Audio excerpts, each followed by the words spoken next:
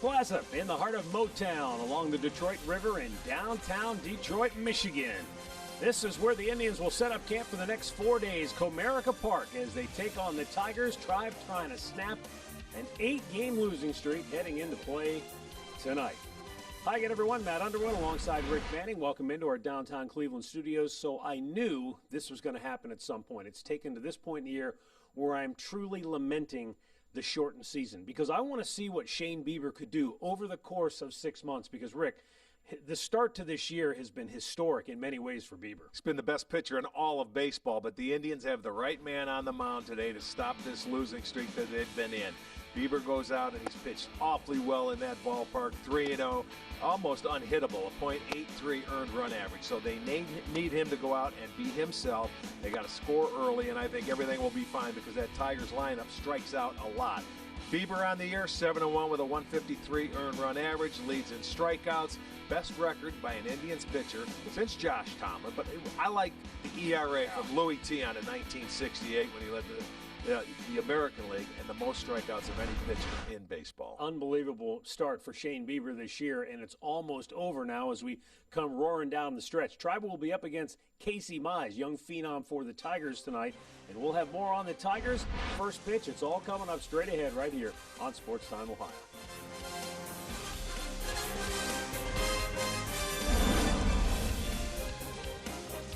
Brought to you by Spectrum Mobile. Spectrum Mobile has unlimited talk, text, and data. Save up to 40%. Go to SpectrumMobile.com today.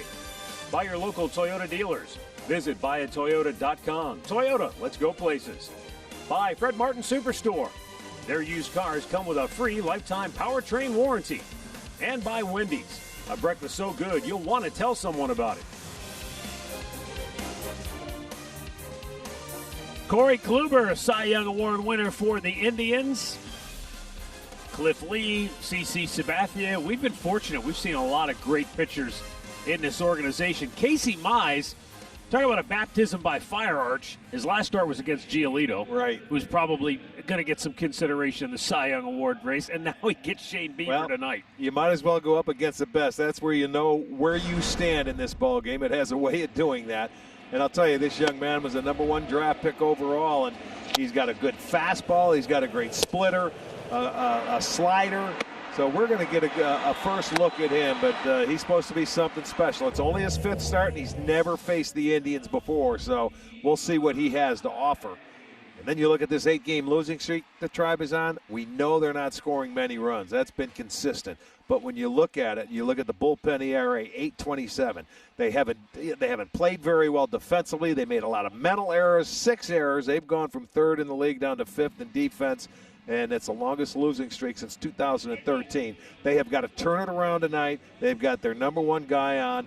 Get the lead early like they have done their whole career against the Tigers and go on from there. Turn it over to Bieber. Yeah, they've had a lot of success against this Tigers team. We'll see if they can draw on that to get out front early tonight in Motown. Back with the first pitch next. 2 years ago, Casey Mize was the #1 overall pick in the draft.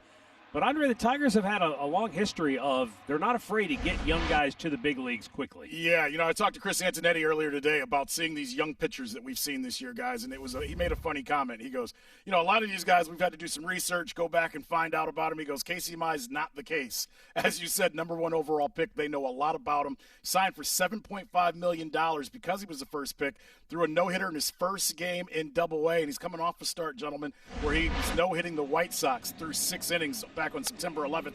5 pitches, Arch. He has 5 pitches, can control all of them, can get it up to 95, 96, but the splitter, as you see him holding it right there as he's warming up, that is his pitch. The splitter will drop and dive, but it also will have some cut on it.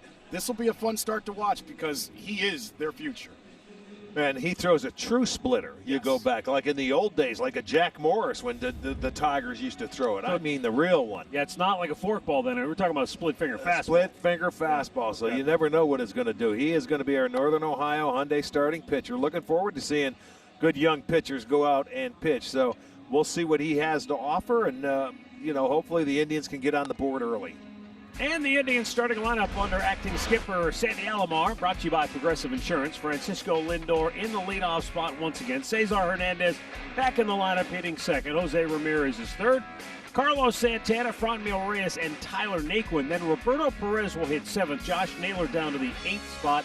And Oscar Mercado in center field batting ninth. Let's check out the defense for the Tigers tonight behind mine. It looks like this. Bonifacio in left, Reyes in center, Cameron over in right. On the infield, it'll be Paredes at third, Castro at short, Goodrum at second, Candelario at first, Romine doing the catching. Tim Timmons has the plate. Laz Diaz, your crew chief, down at first. Ryan Blakeney at second, DJ Rayburn over at third. Nothing, not even a mask, can stop Laz Diaz. Not from talking, it can't. That's for sure. He has more fun than anybody out there on the diamond. Here we go, underway. Lindor bunts it. Mize grabs it and throws him out, one away.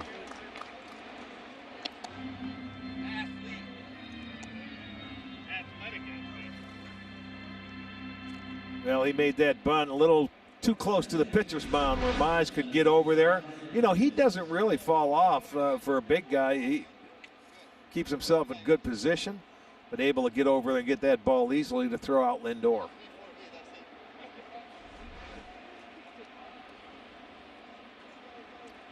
Looks like 66 degrees is our game time temperature.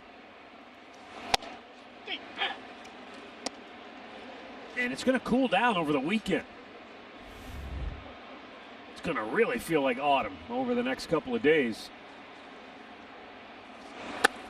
Down low, 1 ball, 1 strike.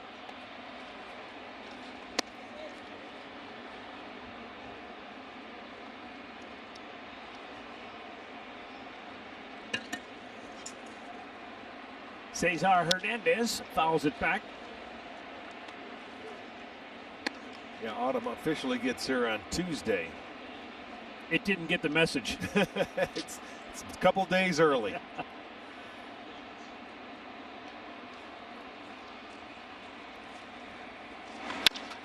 Right back up the middle, and the shortstop Castro will throw him out. 2 down. Storylines are brought to you by Wayside Furniture.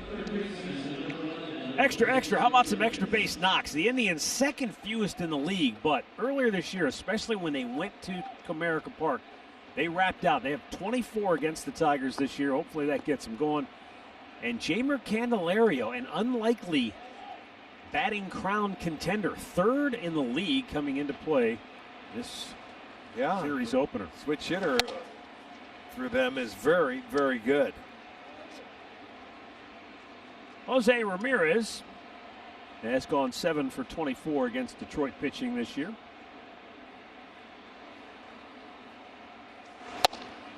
And I don't care how long ago it was. You have a game like he had against the Tigers where you have 5 extra base hits in a game. You have to always feel good as soon as you see this park when you walk into it. Well, something very special that day was, without a doubt. And on the 2 home runs, one was knocked over by the left fielder. The other one went off his glove on the right field and rolled over too. So you know that's your day. Well, Sandy Alomar as frustrated and perplexed as anyone as to what has happened to this club. It's not just one thing. As Ramirez gets into one, deep right field, back is Cameron. He's out of room, it's out of here. And Jose Ramirez, he loves him some Motor City. His 12th home run of the year, his second this season against the Tigers. And the Indians will play from in front. Casey Mize has given up his 4th home run, and this is 6th big league start. Well, that came off a splitter. That was his signature pitch here, and that's a great shot of it, fellas, right there. Ramirez stayed down on, got through it very nicely, and Jose will hit his 12th home run. And guess what? That's his 6th from the left side of the plate now, too. So it's 6 and 6. He is an equal opportunity smasher.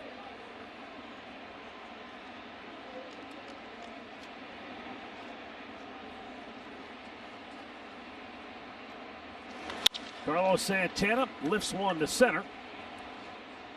Victor Reyes makes the catch. Jose Ramirez puts the Indians on top in the first. The Tigers are coming to bat.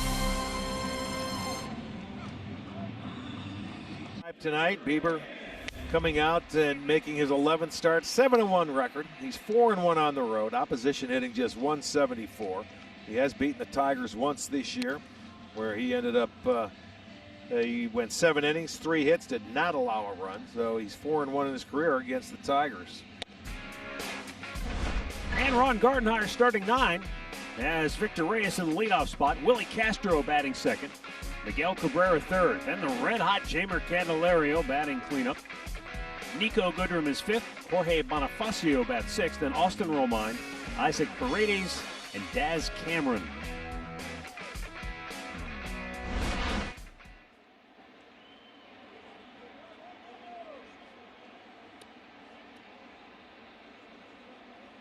Here is Victor Reyes.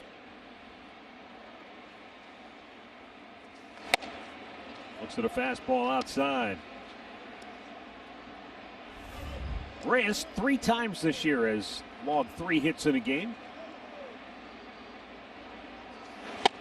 What's interesting with Reyes is if the Tigers did some research, if you go back to August of a year ago, in his last 92 games, he's batting .313. So it's not just the .285 that he's put up this year, but if you go back further, that's a pretty good level of sustained consistency. These guys got a good look last year. They got a lot of playing time if they stayed healthy. And Gardy, said, I got to see what I have here. They were rebuilding. And some of these guys, offensively, they've done a nice job for them. Swings through the fastball.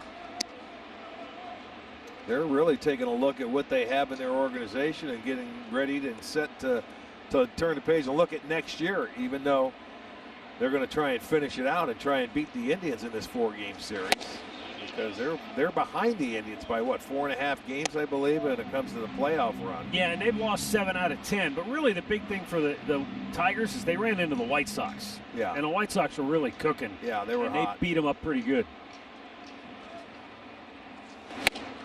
Blew that fastball by him. Really good pitching by Shane Bieber to retire a guy who's been locked in for an extended period of time. One up, one down, one strikeout. And it looks like that fastball running away. There it is, a little bit off the plate, but he didn't give in. There you see a good heater, and that thing had some movement to it. And Reyes comes up empty. Now Willie Castro.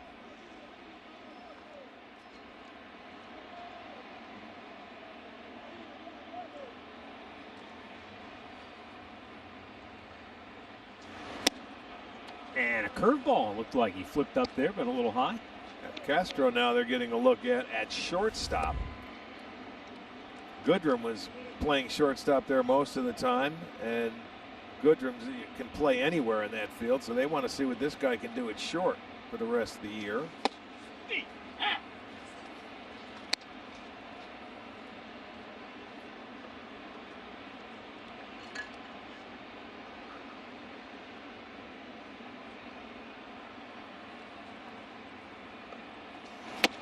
That one ran off the plate.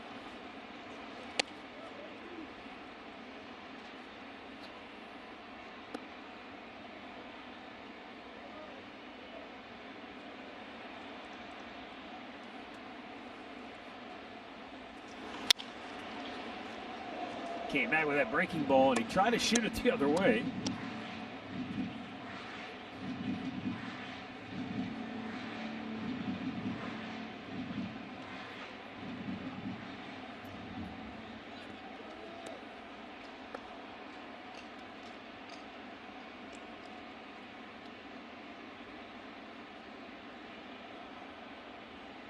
Roberto says, let's go. Shoot it to the outside corner. He does, and blew it right by him, just like Victor Reyes. Back-to-back Ks, 2 down. Check out the Tribe defense, brought to you by your local Spitzer location. Naylor, Mercado, Naquin in the outfield. On the infield, the usual. Ramirez at third, Linder at short, Hernandez at second, Santana at first, and Perez back behind the plate.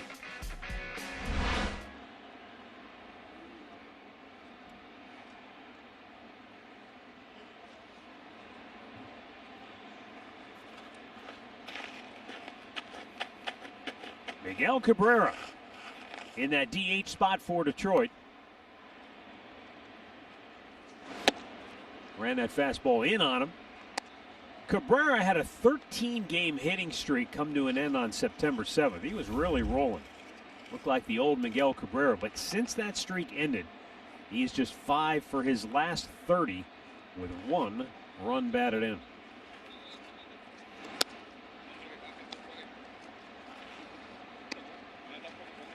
The streak, not unusual for a player of Cabrera's caliber. But most of his career, you didn't see the highs and the precipitous lows. He was pretty steady as she goes. All day long. He'd get a hit a day. I mean, this guy, if you wanted to walk him, go ahead, but he would get that knock a day. And probably one of the better right-handed hitters we've seen in a long time. Coming through, the Triple Crown winner. One of the hardest things to do in baseball. He did that a few years back. Especially when you can't run a lick. When you got to win that batting title.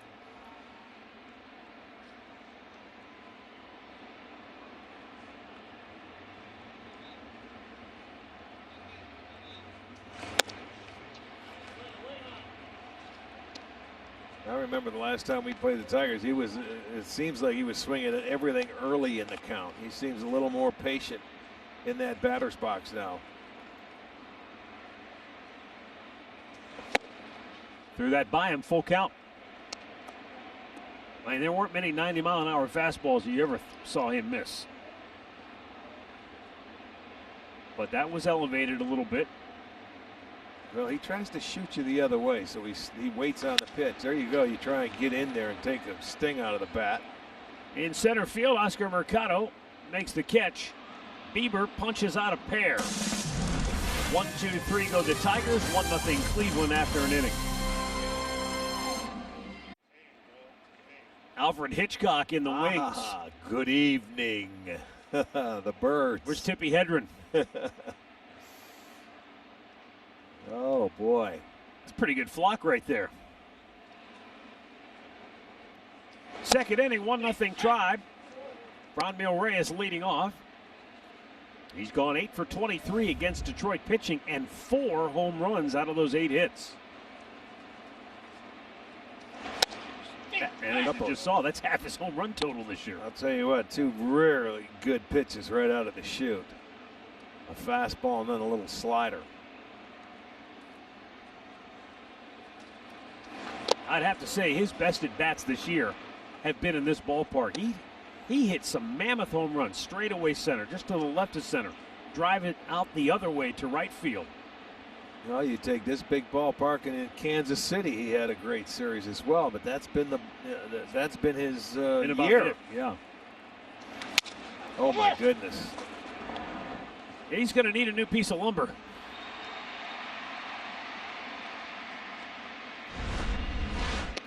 Here are the pitches Casey Mize features on. Yeah, you have good 4-seam fastball about 27% of the time. The sinker. He's got the splitter. That's the pitch that Ramirez hit. A slider we just saw on that. And a knuckle curve to go with it as well. So he has quite an arsenal. StatCast 3D, powered by Google Cloud, brings you the looks.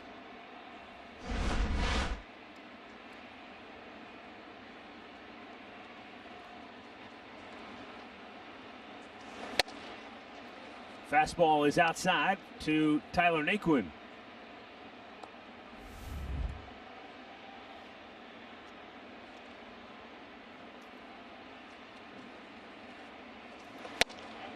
And a little high there, 2-0.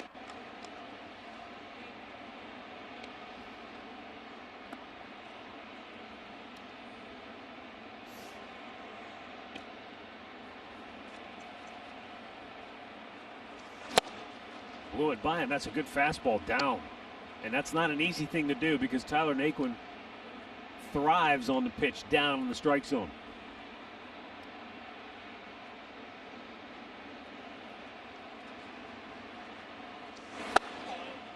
That'll get your knee moving.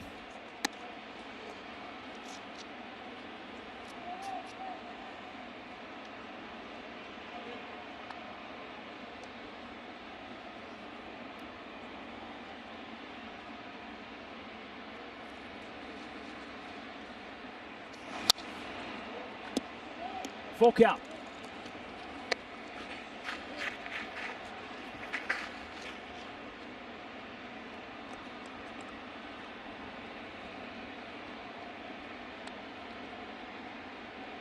Austin Romine. I want to come heater in. Exactly what he did to Reyes. Good pitch. And it was elevated, too. That yes, was it really, was. That was really well located. Pitch. Yeah, especially to Naquin. I mean, that pitch there, lefties are in trouble if he can continually hit that spot. Naquin lugs it down. But you see how it tied him up with his hands. He couldn't get him extended. Down, he has no problem with it. You get it up there, that's too firm. Good pitch. Gets his first strikeout. And it brings up Roberto Perez.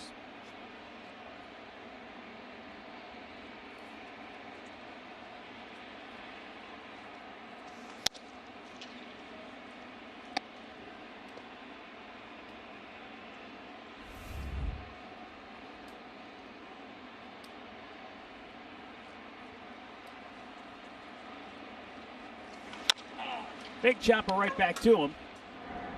And the Indians go in order. Middle of the second, 1-0 Cleveland. Strikeouts. When he gets to 2 strikes, this is why he gets a lot of strikeouts. Well, these are all his breaking balls, and you can see on the knuckle curve and the slider, not many balls in the strike zone. So he's getting swing and misses. There's only a few that really hit the zone, but that's where he can control it so well. He can show you early in an at-bat how he can prove he can throw it for a strike, and then when he gets to 2 strikes, he buries it out of the zone, and he gets him to chase. There are only 3 Indians pitchers who have ever led the majors in strikeouts, and Shane Bieber is well on his way to joining that club. Sam McDowell did it 3 times. Herb Score did it twice. Bob Feller did it 6 times, 7 times. That's pretty good company right there. I gotta tell you. That is, it's truly amazing. What's really cool about Feller, and we like to talk about Bob, we like to brag on Bob a lot, but he led the majors now, not just the American League, mind you, the majors. He led the majors in strikeouts 1938, 39, 40, 41. Then took the next several years off to go to World War II, and then came right back, and in 46, 47, and 48, led the majors in strikeouts. Yeah, that's again. I know, that's really something to see. Jeimer Candelario, 3rd in the American League in batting average. He's trying to run down Tim Anderson, but Tim Anderson has not given up ground. However, DJ LeMahieu of the Yankees has caught him. And so it's a dead heat at the top, and then Jeimer Candelario's right behind him. And he's really on fire. Last 10 games, Candelario's batted .441.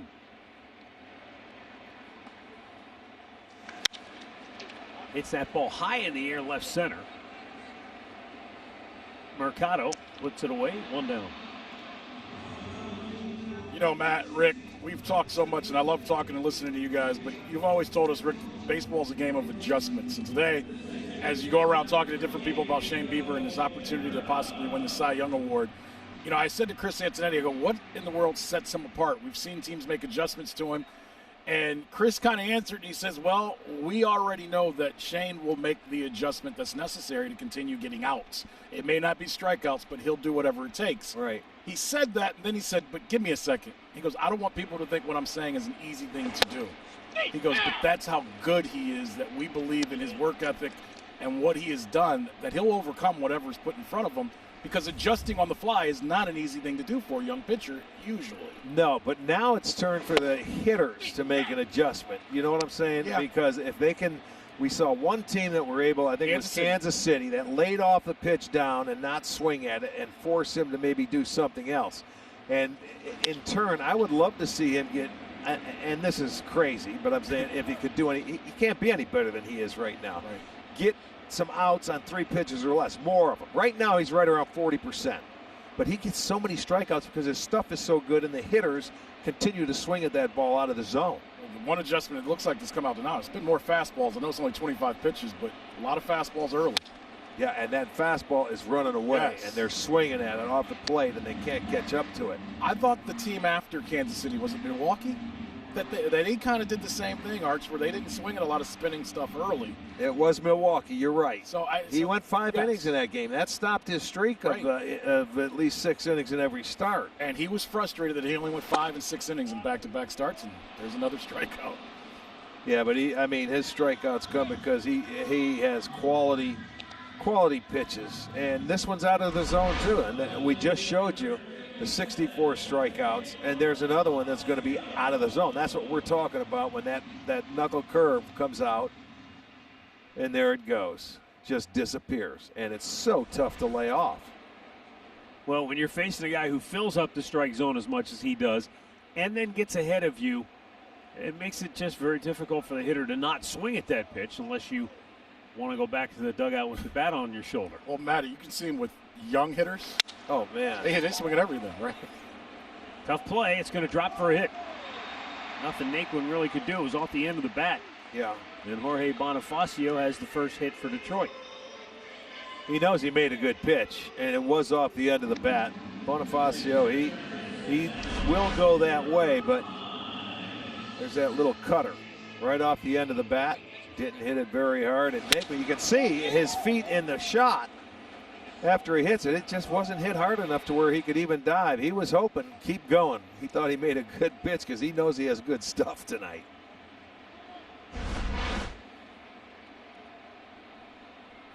Up comes Austin Romine.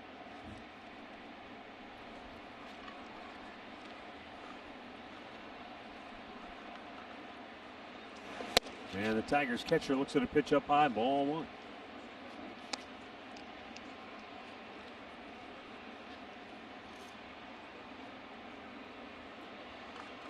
Romine was swinging it very well the last time we were playing Detroit. He had that batting average up, I think it was a little over 300. It's down to 243 now.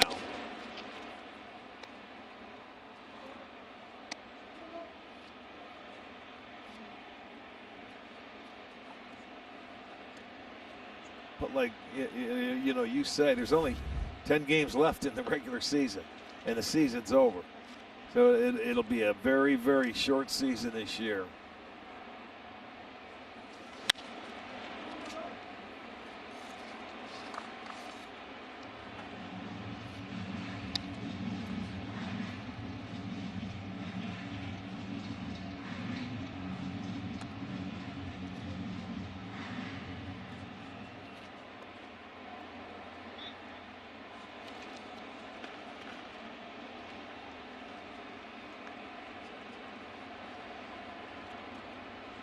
And the 1-2.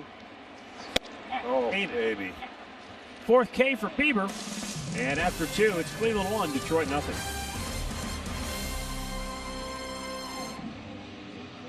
Film Room, it's powered by Google Cloud. You can create custom reels and search 3.5 million videos. Watch, create, share.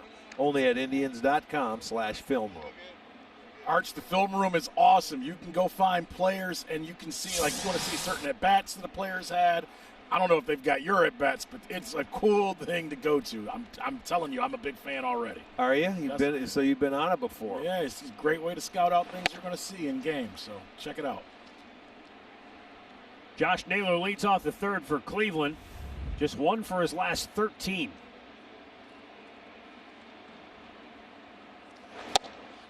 He may, and I say may, have a slight advantage. Left-handed hitters so far have had more success against Casey Mize than the right-handed hitters. A little better batting average, and his strikeout to walk ratio is like night and day. 6 strikeouts to every 1 walk against right-handed hitters. Only 1 strikeout for every walk to left-handed batters. It looked like Naylor was going to try and just, we showed that they were overall on the right side of the infield, so they're going to give him one. And the key is putting it down on the ground. Josh just looks frustrated to me on just about every night. You know, you can see he's a young player. He gets traded over here. He wants to impress, but The harder he presses, the tougher it gets. It's tough enough when you get traded during a regular year to a different team. But in this year, when you got to go in a 60, it's really, I think it's so tough. You really don't know any of the players. Sure, you maybe got traded with a few guys from your organization, but it's so different when you're trying to fit in and they're looking for outfielders. It's a tough year to fit in. It's almost like, Rick, in the old days when you could do a waiver wire trade. So it's almost like getting traded, in that last month of the season, and yet you only had about 20 games under your belt to begin with. Right. Yeah, you don't know what to expect. You were happy you got to the big leagues with your normal organization, and then all of a sudden there was nothing solid or, in concrete there, and then you go to a new organization. It cannot be easy. A lot goes through your mind. Hard hit ball, but right at the second baseman, Goodrow. And that's out number one. Stat of the game brought to you by Buick. Through 50 games during the Terry Francona era, the Indians' record has not been all that stellar.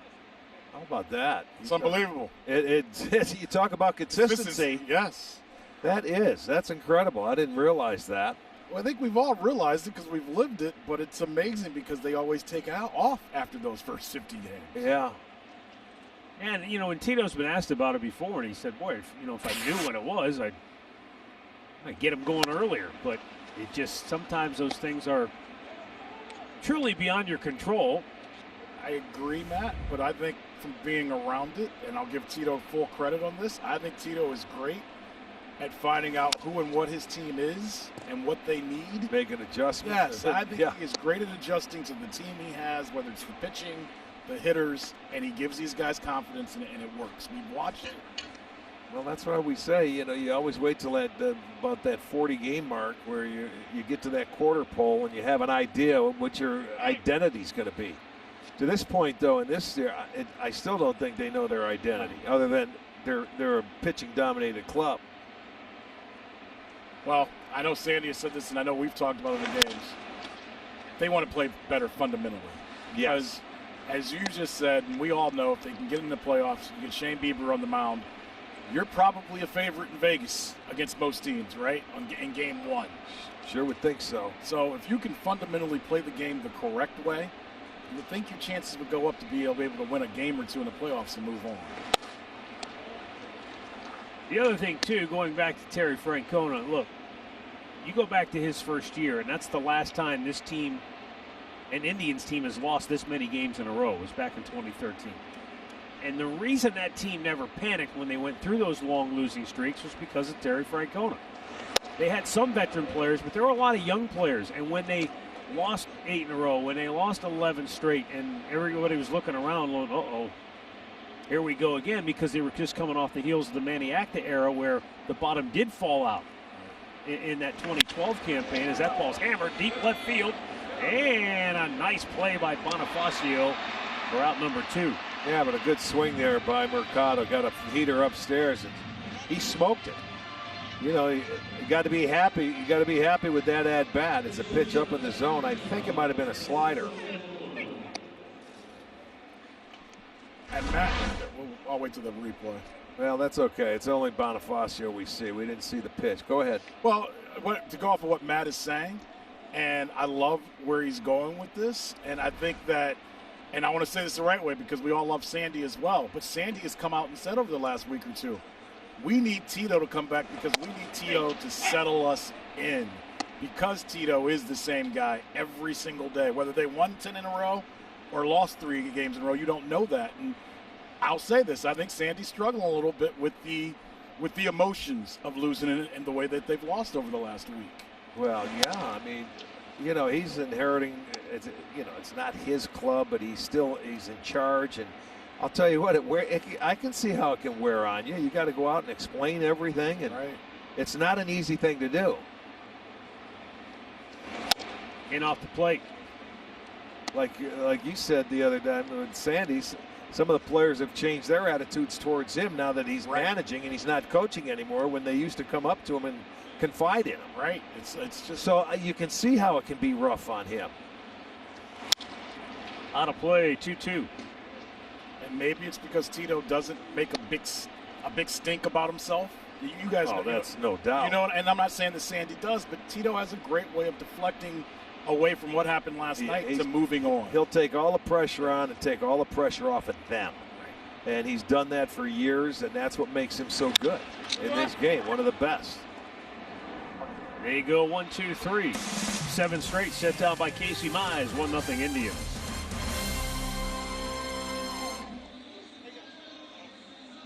After an Indians loss, 14-6 with a 287 on the road. Impressive against the Tigers. Oh, it's hard to find a bad number with this guy. It doesn't matter. He hasn't been in baseball that long, and he is he's just risen to the top so quickly. He punched out 11 Tigers when he faced them on August 15th, so that was just a month ago. And this is a Tigers team, even with the breakout year of Candelario and a veteran hitter like Miguel Cabrera, this is a lineup that swings and misses a lot. They have the highest strikeout percentage in the majors. Yeah. Tampa has more strikeouts offensively, but they strike out per at bat. Yes, no question. They can certainly be pitched to. Paredes pops it up in left field. Josh Naylor. 1 down. Well, he's been on point so far. First time through the lineup, typical Bieber, a fastball away, gets the swing and miss. Both of them in the same spot in the first inning. Gets 2 more in the second, and now this fastball away that the right-handers take, looking for that breaking ball. The one thing that this Tigers team can do is they hit pretty well with runners in scoring position. So if you can keep them out of scoring position, you're going to be just fine. Here's Daz Cameron.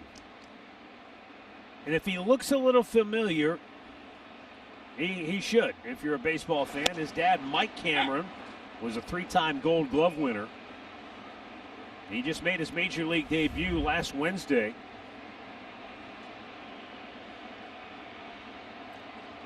Mike Cameron could go get him. Yeah, he was a terrific, a 3-time Gold Glover. Yep. And he played with the White Sox, Seattle. What I like about it, this kid, he got his first major league hit against the White Sox the other day. Guess who his dad got his first major league hit against? Same team. Yeah, the same team, same ballpark. They are the 4th father-son duo to get their first major league hits in the same ballpark. Bo and Dante Bichette in Kansas City. That's pretty cool. The Sarge, Gary Matthews, and his kid Junior in San Diego. And Jim and Jeff McKnight at Wrigley Field. Up high.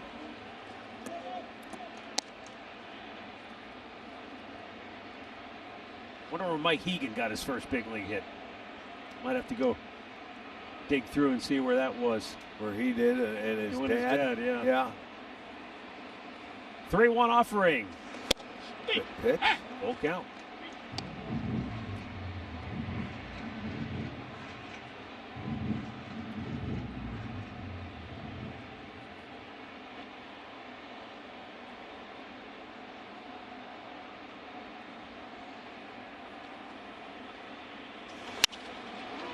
Popped up back, and Roberto gives it a look. He's got to play.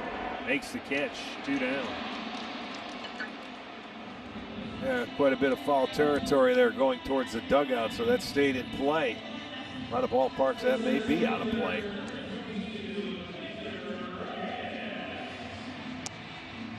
To the top of the order we go. Victor Reyes struck out his first time up.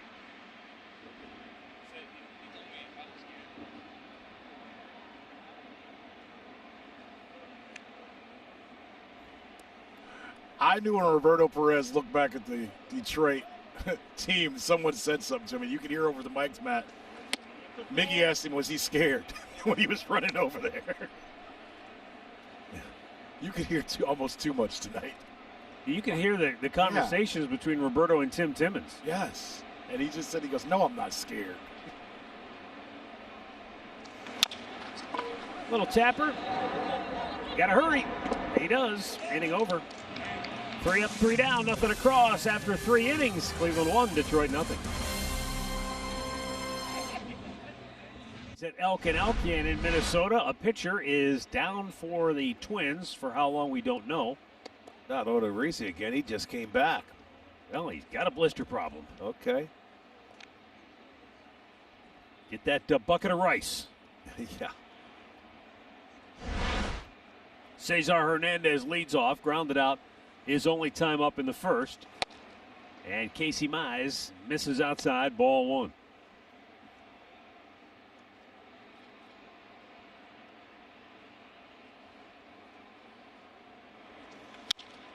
Goes the other way. Can it drop? It will. Looked like a little breaking ball in on the hands, and he fought it off the other way. So, just the second hit of the night for the Tribe. So, officially, it's Jose Ramirez's birthday. He's 28 years old, but technically, we don't know when exactly he was born. Maybe he was born later in the evening, so I'm going to give him the benefit of the doubt. That's his 350th career extra base hit before he turned 28. Okay. Matt did so much work on that stat, he was going to make it work one way or the other. Exactly. It's working. You got it. It's working. It could have been tomorrow, but yes. It's still is. I'm saying he was born late at night, just before midnight. I'm going with it. Oh, good for Jose and Matt. Might have been on the West Coast. Remember I asked last night, you guys said, hey, it don't matter, as long as it's before his birthday. Happy birthday, Jose. Yeah. Well, he got him out front early. And that knock by Cesar Hernandez, the first hit since the homer by Jose.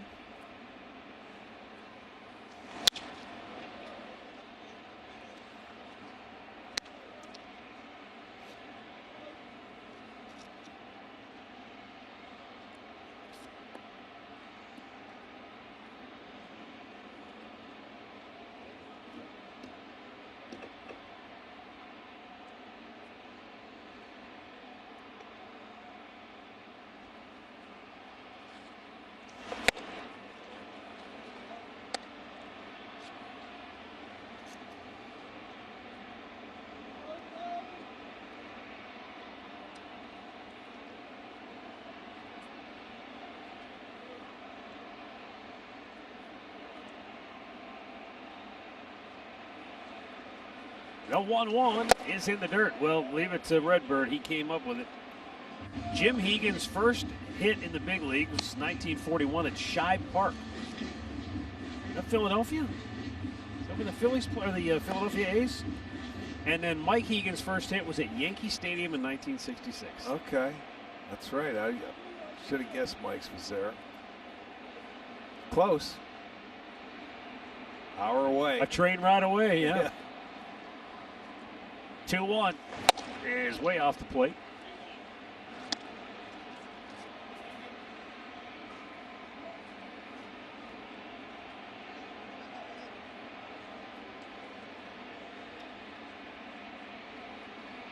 Ramirez in a good spot here.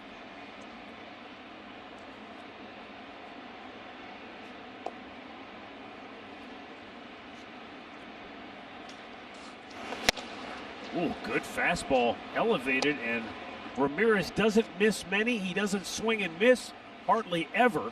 So that tells you how good a fastball this kid has. He took a cut that he was trying to hit that one out of the ballpark. Look at him. That helmet almost flew off after that swing. Think Santana's got a good enough look?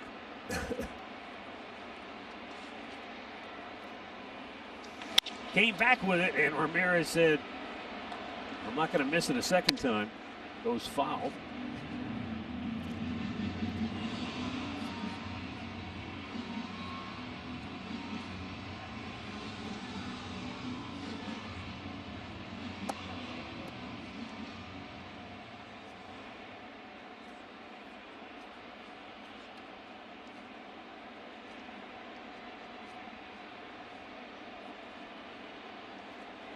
You know, if Joe Madden was managing Detroit, I am all but convinced that at some point we would have seen Detroit go to a four-man outfield against a guy like Ramirez.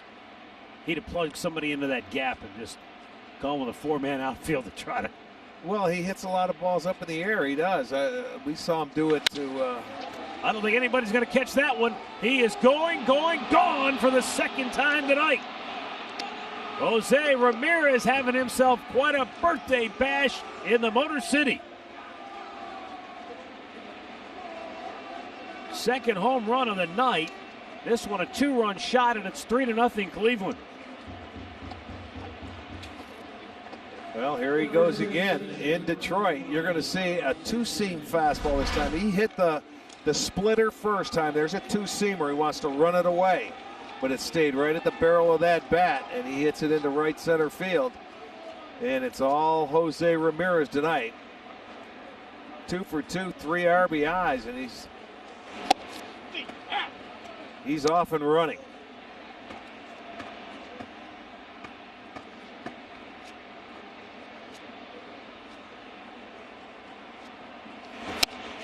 His first home run in the first inning was the first inning run that Mize has allowed this year. And so he sees him in the second at bat and does the same thing. But somebody was on base. He's having a ball. Yes, he is.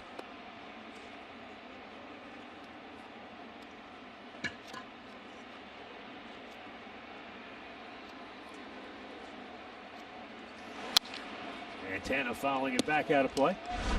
Take another look at this blast by Jose Ramirez.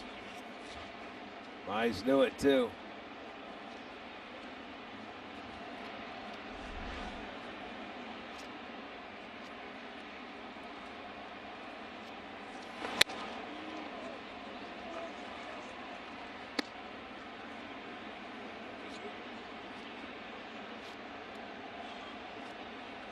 Third multi-homer game of the year for Jose Ramirez. And the 15th of his career. Well, we here at Sportstime Ohio and Fox Sports Ohio would like to give the best wishes to an old friend, Eddie Ogden, who has been with Goodyear in the blimp for 43 years, is going to step down and has been a friend of ours and has brought you some wonderful views and shots of all the sports around the Cleveland area. So, Eddie, we want to wish you the best of luck in whatever you do. You and your wife, Margaret, thanks for all your fun times here. You gave me a ride the blimp one time doing a ball game.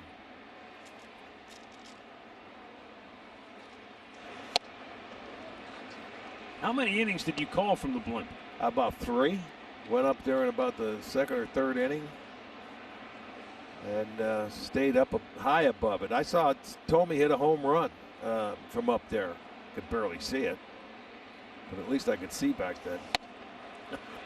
But it was pretty cool. I mean, some great views. And how many times have we done games where we use that blimp and had some great shots of downtown Cleveland? I'm mad I missed out on my opportunity to do it. Yeah, I was hoping you'd get a chance. Is a blimp in quarantine? It's good. Yeah, with Andre. We would have left it up there. They haven't made it out this year. We tried to. We would have got Andre home. He wouldn't have had to drive that night. They could just drop me off at home. That's right. You better have somebody tether it, though, when you get home, pal. You know the cool thing growing up in Northeast Ohio, when you see that blimp up in the sky, you know it's a big game or a big night. That's, to me, the best part about it. Well, I remember they covered the Cavs championship parade as well. Yeah.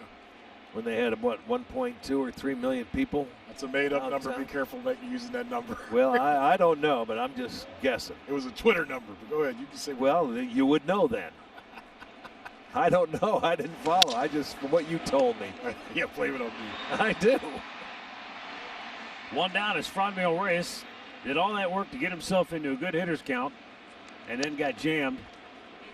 And his frustration is just about ready to boil over. He is 30 for his last 32 at the plate.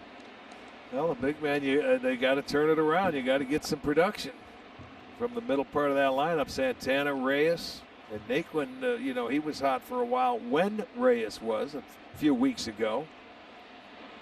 But that's all settled down. Well, let's see if Naquin can make an adjustment from that first at bat where he ate him up with the high fastball late. There's that two-seam fastball there, 93.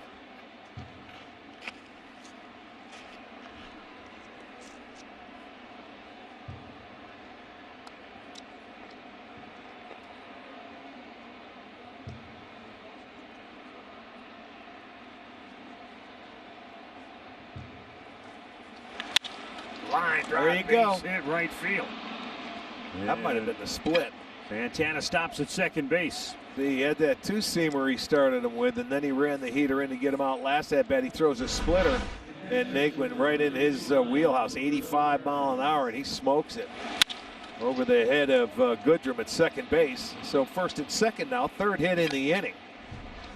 Rick Anderson's going to make a trip. The Tigers bullpen is going to get busy. Second time through the order, Rick, whether it's an adjustment by the Indians or Mize just not being as efficient with his command, but they have gotten to him. 3 hits in the inning. Well, Ramirez is there. There you'll see the split again. You can see the rotation on it, but Naquin stayed back nicely on an 85, and that was a good swing. So, yes, he did make an adjustment.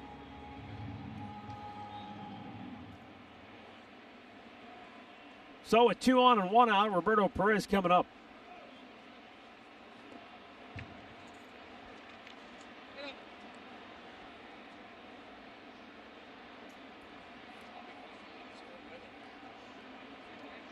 Nobody up throwing yet, but they've got a couple of guys stretching, getting loose in the Tiger pen.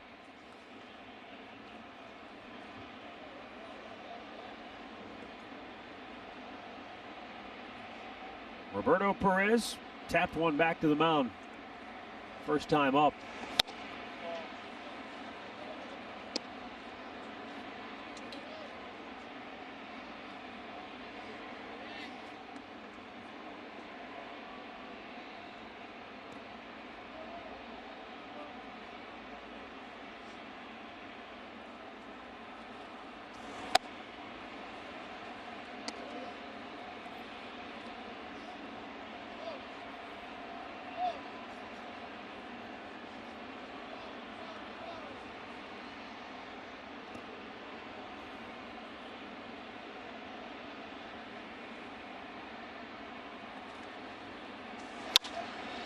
On a play right side.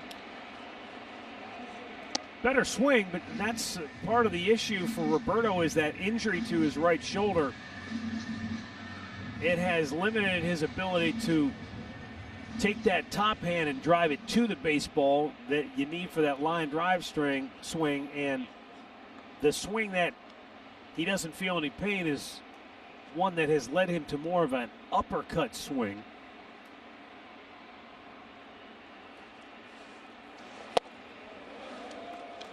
Baseball being a game of adjustments, it's hard enough when you're adjusting when you're at the top of your game. You add an injury to it, and you're trying to find a swing where there's no pain, and now all of a sudden you're getting a bad habit. Right. Exactly. And Matt, Sandy's kind of said to him, he says, hey, you're going to have to play with it, so stop thinking about it and just use your swing. Yeah, you got to do what you got to do. Right. And he said if it's not getting any worse, he goes, they scanned it the other night, and he knows Berto's a tough guy. Right. Well, he played most of last year with his ankle. And I'm glad. And Sandy was the perfect person to kind of say to him, it is what it is right now. Go out there and get over the mental part of it, and you're going to be fine. But, Matt, you're dead on to what the problem is that he's having right now. Well, he draws a walk, so now Casey Mize is in trouble. Left-hander up in the Tiger pen. Bases loaded, 1 out. Josh Naylor, the batter, had a good at-bat first time up. Hit a sharp ground ball to second.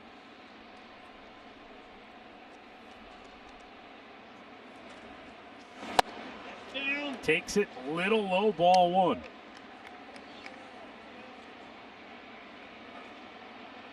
Not a shift for Naylor. They had it on the first time, but with men on base, they pretty much straight up there. Looking still for him to pull it on the ground. He pops it up. Oh, boy, is he upset. And that's an infield fly rule, 2 down.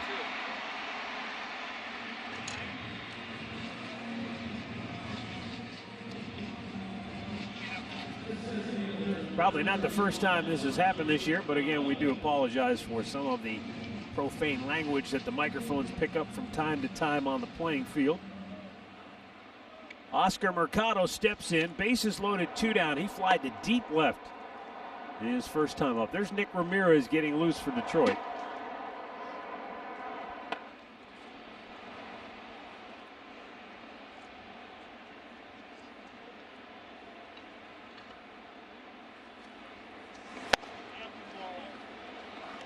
Mize shooting for that outside corner with his fastball, but missed.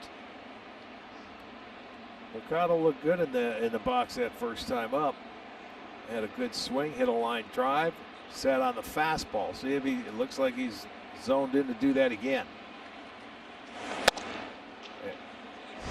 And patience. But this was last night in Chicago, his first homer of the year. Into a pretty good wind. Yeah, and that was the only run that they really drove in. They scored a run early in the game on a wild pitch.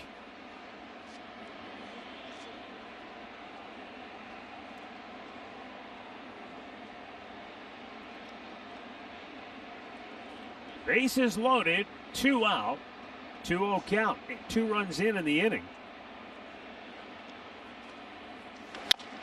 Tops it to third, and it's off the glove of Paredes. The Indians will pick up another run.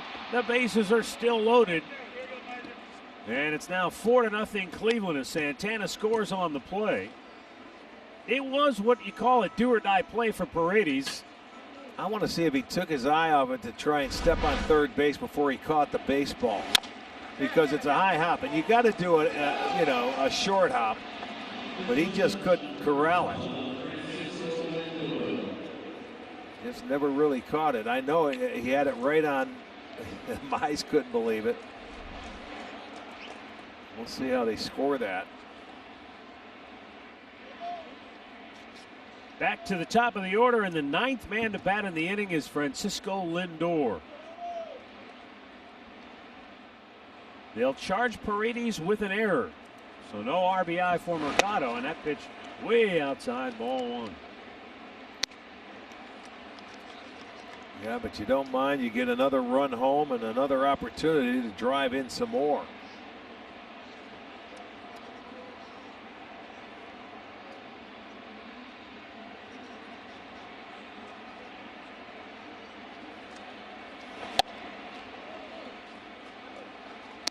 Got to be about a 35 pitch inning now for Mize.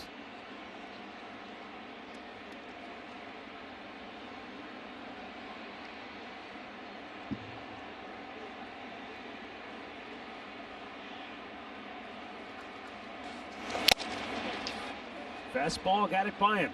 Good spot. It was in tight.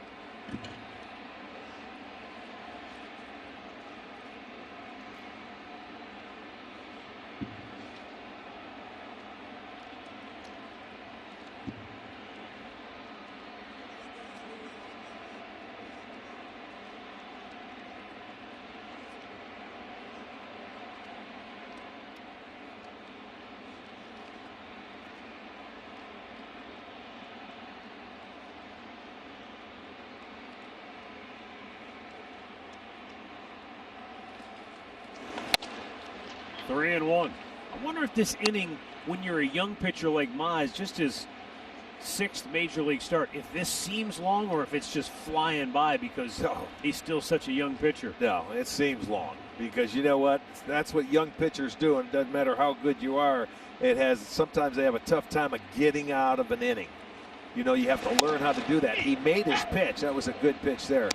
And the third baseman Paredes didn't make the play or he would have been out of the inning. Now he's got to really work, and he gets a little break with this little two-seam fastball. He hasn't been able to control that pitch in this inning. So he gets a break, gets a full count.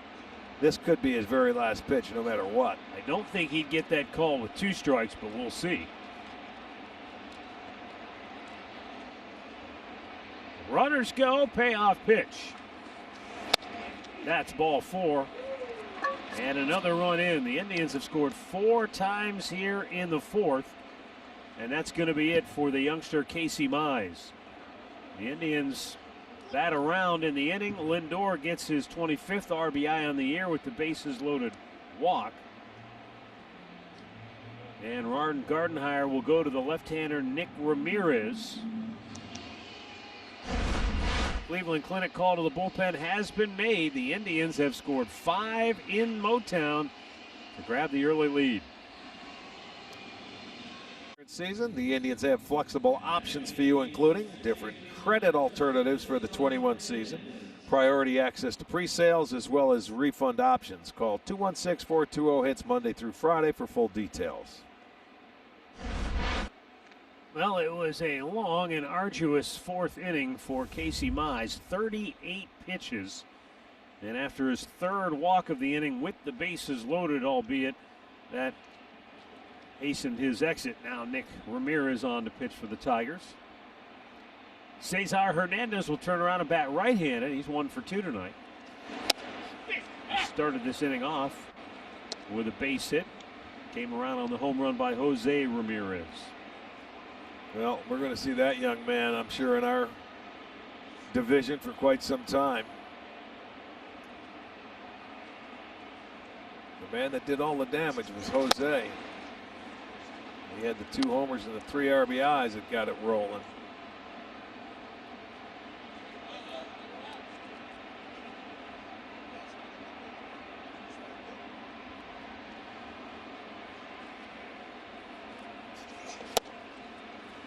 Struck him out on 3 pitches to end the inning. But the Indians make some noise here in the fourth. Jose Ramirez, the birthday boy, has hit 2 home runs, and the Indians have a 5-0 lead. Cleveland Indians baseball is brought to you by your local Kia dealers. Visit kia.com to see what it means to give it everything.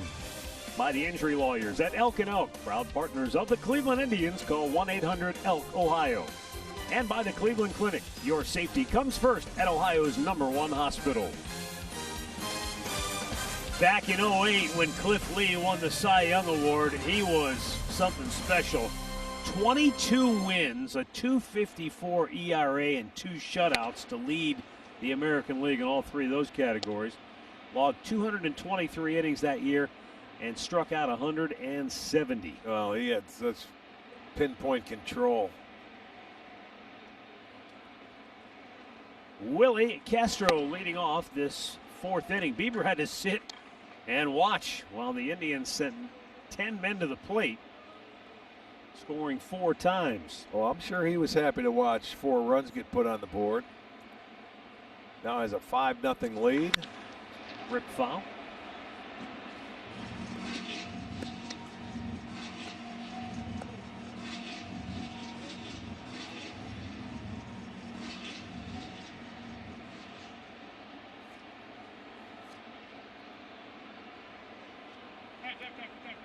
Well, the Tigers ended that 20-game losing streak to Cleveland and ended up taking 2 out of 3 from the Tribe, but they've got to be sitting there thinking to themselves, oh boy, here we go again.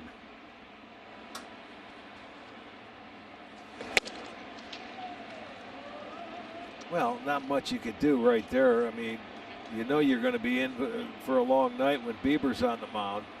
You have to hope you can hang in there, but that 4th inning just pretty much took him out of the game.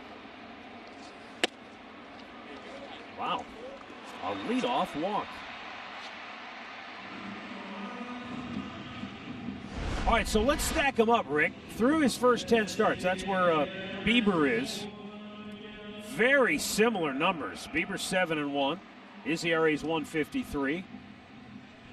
Innings, Bieber 64 2/3. Cliff was at 72. 10 walks. Bieber has 16 walks, 57 strikeouts. Bieber's punched out 102. Yeah, that's the scary thing now, the strikeouts. Art, you mentioned the pinpoint accuracy that Lee had. In comparison, I don't know, one's left, one's right. In comparison to stuff, what would you say would stand out about Cliff Lee stuff-wise? And I remember he was like a 2-pitch pitcher, wasn't he? A 3-pitch pitcher. High fastball and he paralyzing breaking ball. He'd throw the fastball in. He had a good curveball too, and Bieber has more pitches that he can throw. Lee just made it look so easy. He didn't walk guys. He was boom, boom, moving in, out, and never give in. And, he'd get outs on like 3 pitches or less. You know what I'm saying? Yeah. Instead of the strikeouts, because his control was so good. Not to alarm anybody, but there's a lot. You keep talking about the run that Bieber has. A lot of stuff is running up and into the righties right now. Right there again. And Bieber went out and talked to him. You wonder if there's something mechanically that's off a little bit right now, man. It could be because that fastball's been running away. Even though he got the 2 strikeouts in the first inning, usually you see him with that 4-seam fastball that he can throw inside to the left-handers, but this one's been taken off on him tonight. Usually if it's running that way, you might be flying open a little early with your shoulder maybe. Even that one ran back. It had movement to it, right. He did throw the 4-seam fastball to strike out Romine. Yes. Back in the second inning. Locked him up on a 4-seamer away.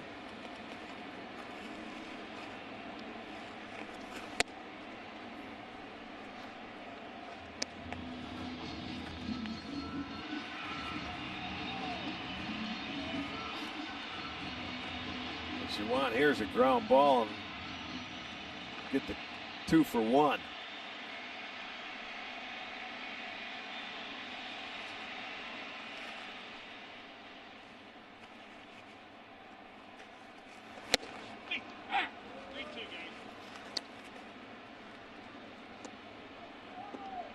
Gotta say, they may have the best cutouts in baseball behind the plate. That's a star-studded Yes, it is. affair behind home plate. And I see my guy, they don't even realize, they got Mel Tucker up there, the head football coach of Michigan State from Cleveland Heights. I'm sure he's an Indians fan, so thank you for putting somebody that's a Indians fan right there for us, Detroit. Right next to Tom Izzo. 3-2. Foul back. Well, the thing that caught my eye is Trammell and Whitaker. Yes, next to behind home plate. Isn't it awesome that they're next to each other, too? Absolutely. You can't say one without the other. Well, but they play about 20 years together, but shortstop at second base.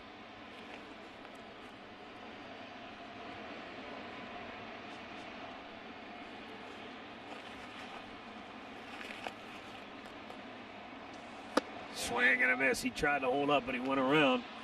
And that's the 5th strikeout for Shane Bieber. Well, he even gets him to check his swing and go after that breaking ball. He figured, all right, it's going to be a strike. No, it was not.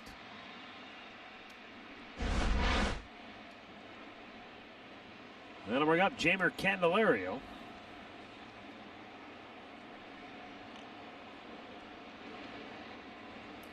You know, I asked Mercado earlier today just what sets Shane Bieber apart from anyone else.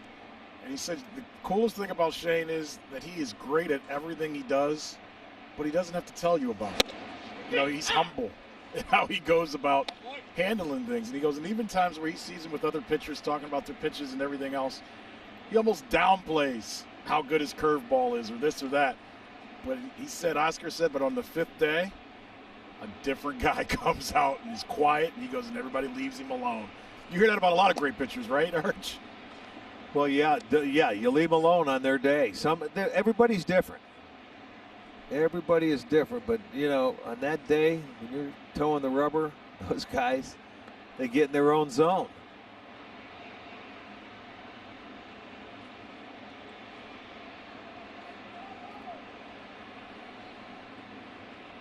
This guy's a switch hitter, man. His batting average, .333 this year. He's got a chance to tie Victor Martinez with the best batting average as far as the Detroit Tiger as a switch hitter, .335. He can raise it a couple more before the season ends. You mentioned after the walk to lead the inning off, just about Detroit, knowing that you got to battle when you got Shane Bieber on the mound. Yes. But when you're starting a kid that was a #1 pick 2 years ago, that's part of the ups and downs of having a young team right now, right? There's going to be nights where you have almost a no-hitter like he did, a week ago, and then there's going to be nights like tonight. Well, yes. Look, they're rebuilding, and they have been for the last couple of years. You know, they got to see what they have and make some decisions, I'm sure, in the offseason. That's where they're trying Castro at shortstop, and they can move Goodrum around. And, they got to really find out what they have for the future. And they called up their young pitcher, Mize being one of them. The difference between the Indians organization and the Tigers organization is Detroit, it just seems to be their organizational philosophy. They want to get him here as quick as they can. they'll take their lumps, they'll deal with the ups and downs, whereas the Indians, they take their time so that when Bieber, Savale, Plesac, when they get here, they are a finished product. There's not this, well, we got to send him back and get him some more seasoning. We got to work on some things with him. I mean, look at a lot of these, almost every pitcher the Indians bring up, they're finished. It's worked out that way the last couple of years. That's not always the case, whether with the pitching and hitters, but they hit gold, man, in the last couple of years with the guys they're bringing up and the way they're turning out. But if you'd have brought Bieber up 2 years after he was drafted, was he ready for that? Right, might have been a different story. Right. Second strikeout of the inning, 6 Ks now for Shane. Well, Matt, I would say this, though. I would say Plesac probably got, and he would admit this, he probably wasn't all the way finished, as you just said. And I know Tito has said this and Carl Willis has told us this, but he's so darn competitive and athletic, he was able to kind of finish himself off enough up in the big leagues last year and to continue kind of growing. They had to bring him up last year because they had no choice. Yeah. Well, you give credit to him for making adjustments, working on everything. That changeup he has now is a very good one. I think the competitor in him doesn't let it. You know what I mean? Arch, he's one of those guys. He saw what everybody else was doing. Yeah, he wants to be a part of it. I mean, and he's a great athlete. And that's how Bieber was when he first came up, following guys around like Kluber and, Bauer and the rest of the guys and observing and incorporating anything that he can learn from those guys into his game, working on his game, and he has developed it. So you give the individual credit.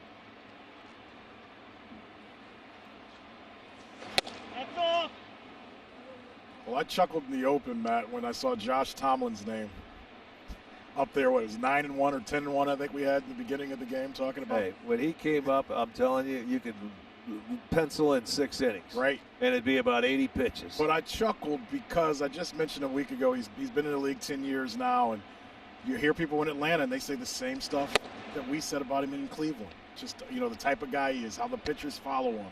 Yeah, he's not going to change. No, and it goes into the conversation we're having about Bieber and about all these other guys. He was one of the guys that they paid attention to when they first got to the big leagues, and it's ringing true still for everything that Josh Tomlin did here in Cleveland for these young guys.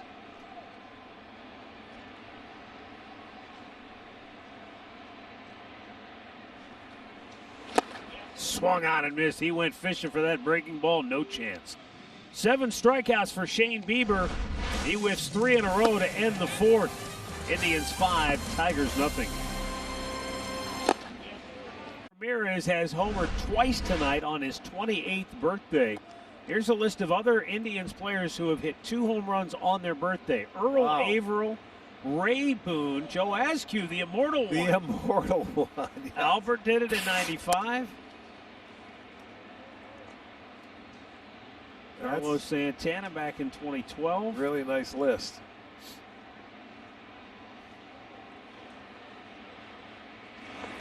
Well, yeah, he has 13 now, so he needs one from this side of the plate to be even, 7-7. He tied it up with his first home run tonight from both sides of the plate. Why not again? This wouldn't surprise me. Well, maybe now he's going to hit doubles the rest of the night. Going to go for that 5 extra base hit. I'd love to see that. I would truly love to see that. It's a good changeup there. Ramirez thought that was inside, but it's called a strike 2-2.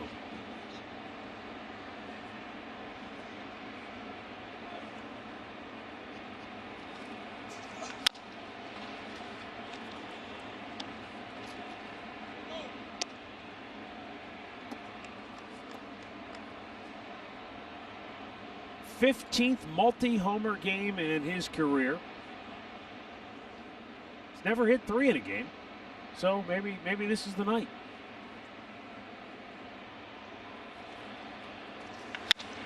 There's your double swing right there.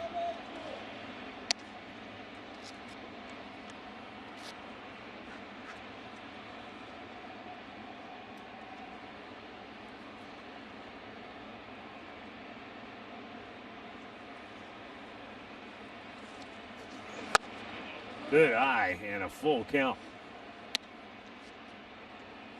that tells you he's pretty locked in. Yeah, he's right locked now. in, right. I wouldn't be surprised to see another changeup right here. Don't want to give in and give him a fastball.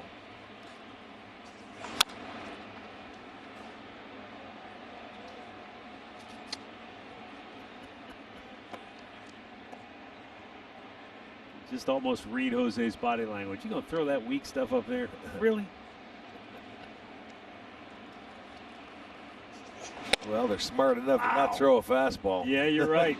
That ball looked like it had wings. It just floated past him. Exactly. I don't know what that pitch is, if it's a change or what. Mid-game recap brought to you by your local Toyota dealers. With 2 outs in the first, Jose Ramirez clobbered his 12th home run of the year. And then in the 4th inning with a man on base, hit a 2-run shot. And then the Indians tacked on 2 more in that inning on an error and a bases loaded walk.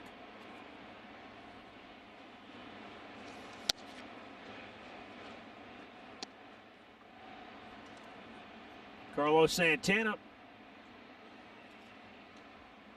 not surprisingly, drew a walk his last time up. Santana hitting just 180 in the month of September. More strikeouts than runs batted in, and that's unusual for a guy like Santana. Not a guy that strikes out a ton.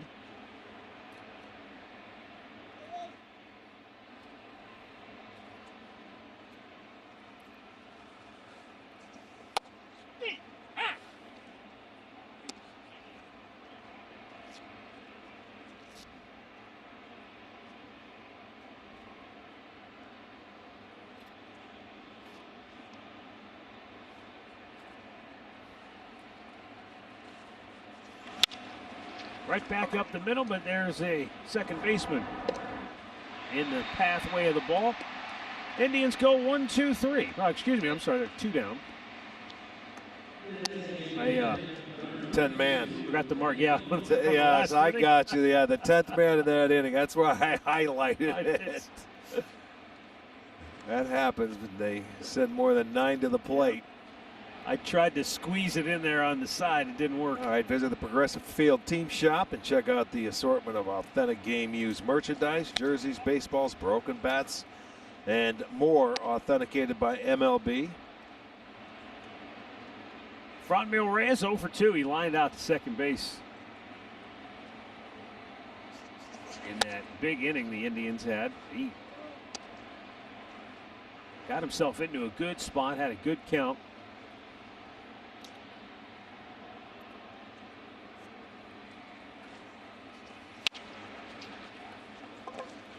That is the 3rd out of the inning.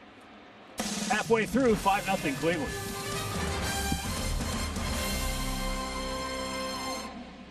Start tomorrow. The 3rd raffle is presented by Sportstime Ohio. It will run through the end of the season. Get your tickets at 5050.com. They've had good turnouts for the first 2. We'll try one more to end the season.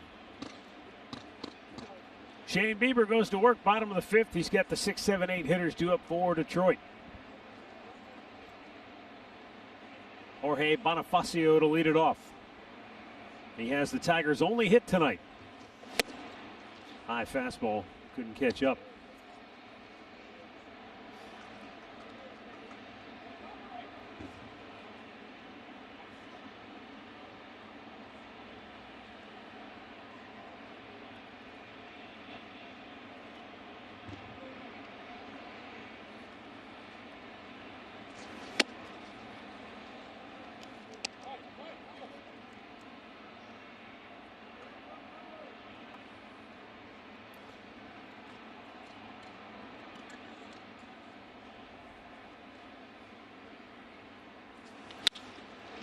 He got a breaking ball that time and lines it to Naylor, 1 away.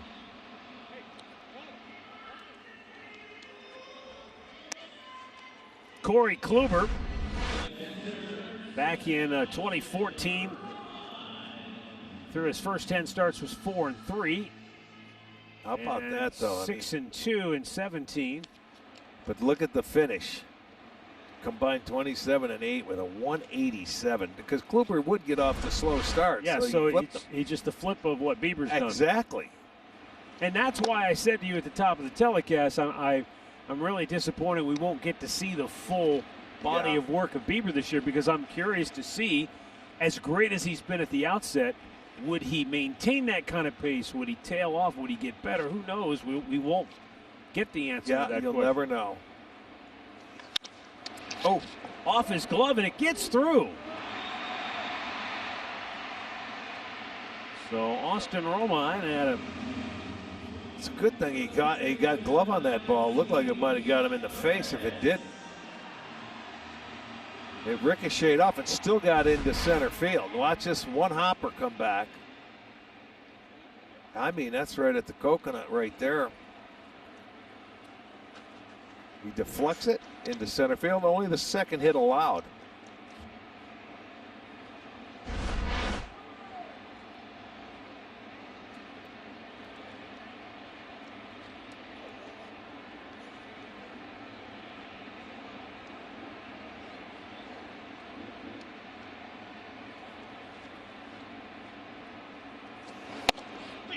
And a first pitch strike to Isaac Paredes, who fly to left his only time up.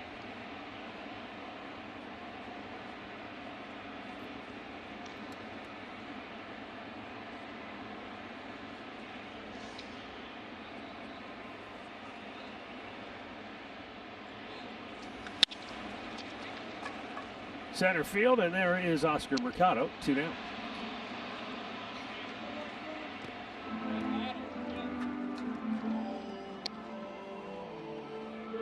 That'll bring up Daz Cameron.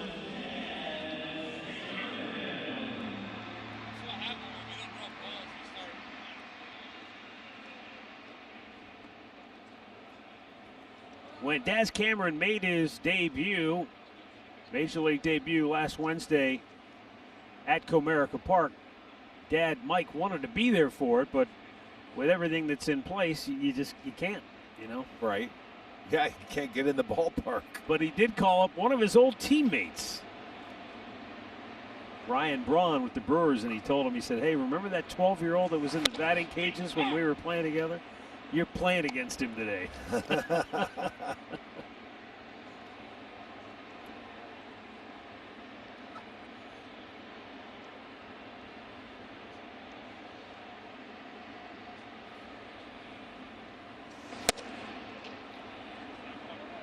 What was wrong with that?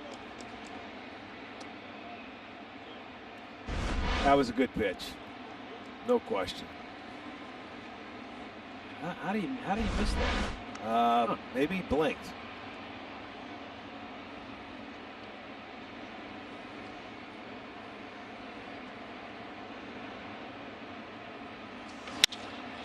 In the air. Naquin makes the catch. 5 in the books from Motown. Indians 5, Tigers nothing.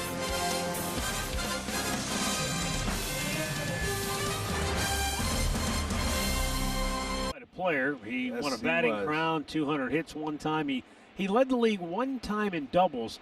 That was it, though. You look at his career, it's just model of consistency. Yeah, smooth sailing, huh? 3,000 hits later. Hey, by the way, come on to Cooperstown. Yeah, great guy. Came up when he was just a kid at about 18. He would have raked in this ballpark.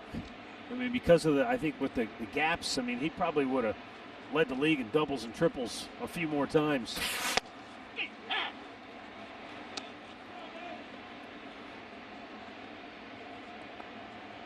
Tyler Naquin singled and scored. Last time up in the 4th.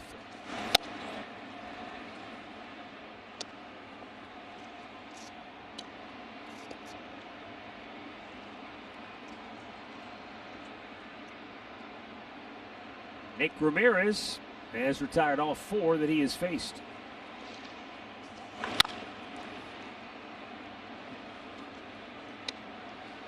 Yeah, a couple of strikeouts. He has a great changeup. I don't know how he holds it, but it looks like it just it floats up there. Like you say, it's a butterfly. Just never gets there. Well, you mentioned at the top, the splitter that Casey Mize throws, and even his looked like he split him pretty wide, and it came out more like a changeup than the old-fashioned. I thought it was a harder one. Yeah, like the Mike Scott Houston did. Astros back in the day and Roger Craig and all those guys, he was teaching it to all those guys in San Francisco. Jack Morris. I mean, those guys threw it hard, and it just went straight down, but it had fastball. Paul Shuey. Yeah. It's almost like that split now is become a different type of a. Well, that's good because the split they were teaching back in those days would lead to some elbow issues and problems and surgeries. Not that everybody has surgeries now anyway. Unintended consequences sometimes. Only so many bullets in that arm. Yeah.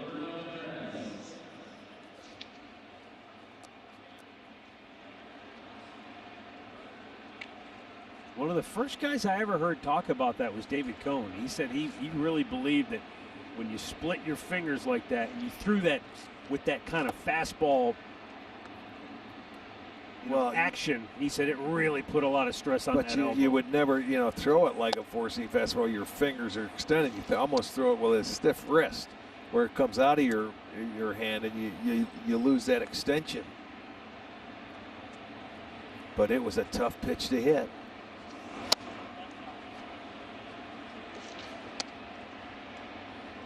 And sometimes a tough pitch to control for pitchers. That was the vexing part of it, especially for a guy like Paul Shuey. When it was on, it was unhittable. It was unhittable, right.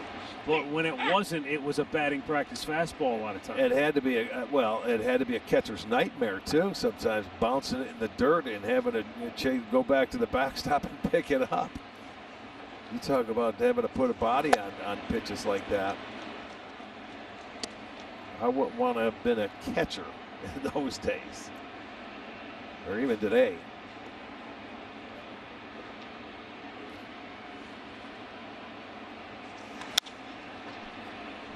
Art, you're too cute to play catcher, man. No, you Hitman see those guys, their fingers, their hands, I mean, they get beat up, and those foul tips and the concussions. It's a different breed that plays that position. It really is, but I mean, they are good ones are fun to watch, and we watch one of the best every night behind the dish, no question. I thought Sandy a couple weeks ago said it best about playing catcher. I'd never thought of it this way. I said, you're in control, man. He goes, everybody's looking at you. He goes, everybody talks about the pitcher. He goes, but you got to want to be in control and want to lead. Yeah. Well, you're in on every pitch. Right. You see, that's why so many catchers are managers, because they see everybody's in front of them. They get the pitcher. They get to call it. They're in on every pitch. They control the running game. They tell you they throw to first and what to do. They know everything, the signs. They're in on everything. Well, but there's a difference, though, and I got to point this out since you brought it up. It's one thing to say everybody's looking at you. The only guys looking at you are the guys on the field. And the guy on the mound, that's everybody's watching the guy on the mound. Which is why later in life, when these guys get a little bit farther away from the game, pitchers are different. They just are. Rick and I have had this conversation. You've been in on it, Andre. And I'm not throwing daggers at anybody. It's just fact. When you talk to an old pitcher, he can tell you every game he pitched in. He can tell you counts. He can tell you situations. Because they only pitch every 5 days. They remember every game that they were part of. And it's not, I don't want to say they're conceited, but it's just a fact. It's their day. That game is all about them. That's exactly right. It's their game. Has to be, it's their day. Like you mentioned it today, you get into your mood and your zone, and that's what they remember. It's the 4 games in between there. That's why the greatest job in the world is becoming a good starting pitcher, because you can forget the other 4 days. You got nothing else to do. That's why they turn into good golfers. Do you think? Because Andre's mentioned this, we talked about it a lot. Over the last several years in particular, the Indians pitching staff, and the starters in particular, they're big swing and a miss by Naylor. He's down on strikes 2 away. They watch each other's starts. They talk. They go watch each other's bullpens. Is that different from when you played in your era? Yeah, I like when they go out there, and they started it, I'd say, 4 or 5 years ago, where they go out there and watch each other's bullpen. and you know what he likes to do, and you mechanically they might be able to help you. Yeah. You say a pitching coach can help you, but another pitcher can help you just as much too. Especially if they're really paying attention. If they're paying attention, absolutely. Matt, and why wouldn't you? Why wouldn't you? You're out there looking and watching, so you might as well pay attention. Just missed it. I got a great story about Corey Kluber watching when we come down the other side. All right, 5-0. Tribe on top midway through the 6th. An Andre Knott exclusive coming up next. Wendy's, a breakfast so good you'll want to tell someone about it. And by Chevy. Get behind the wheel of a new Chevrolet and find new roads again. CC Sabathia snapped the skid. Indians hadn't had a Cy Young winner since Gaylord Perry, and he took home the honors in 07. What a year, 19 wins. He led the league in starts with 34. Took the ball 34 times that year. 241 innings, also led the league. 3.21 ERA, punched out 209. Yeah.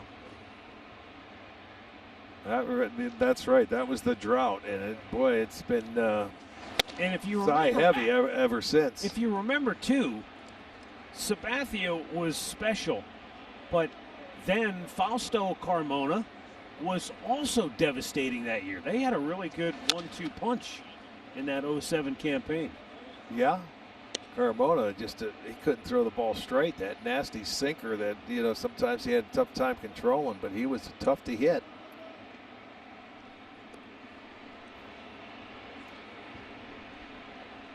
Victor Reyes leading off for Detroit is 0 for 2. And looks at a pitch outside. 1 ball, 2 strikes. Andre Knott was about to regale us with a Corey Kluber tale. Yeah, well, we're talking about the Indians as a pitching staff over the last 4 or 5 years, taking care of each other, paying attention to each other, and going out and watching their bullpens. And we've told a million stories, it feels like, over the last 4 years of these guys watching each other's bullpen. We were out in Kansas City in July about 4 seasons ago, and you guys know July in Kansas City. A little warm. Yeah, very humid, warm, whatever word you want to use. And they had gone out, the starting pitching staff had gone out to watch one of the other starters go through his routine and throw his side. And afterwards, Kluber ran out in the outfield. He came to the dugout, and he was drenched in sweat. And we started having a conversation, and he said, I take everything I do serious, and I take it serious watching our guys throw their bullpens. He goes, so much to the fact that I told the person throwing today that I'm not going to come out here and watch him anymore if I'm taking it more serious than he is. I won't mention the name of who that person was, but he made it quite clear to him, if we're going to come out here and do this and we're going to try to help you, you better come out here and go 100%. Help yourself. And help yourself, because we're here to make each other better. And I thought that was awesome. And I remember saying to the pitching coach, Mickey Callaway at the time, and Mickey gave me that sly smile, and he goes, now you know why we're so good. Yeah.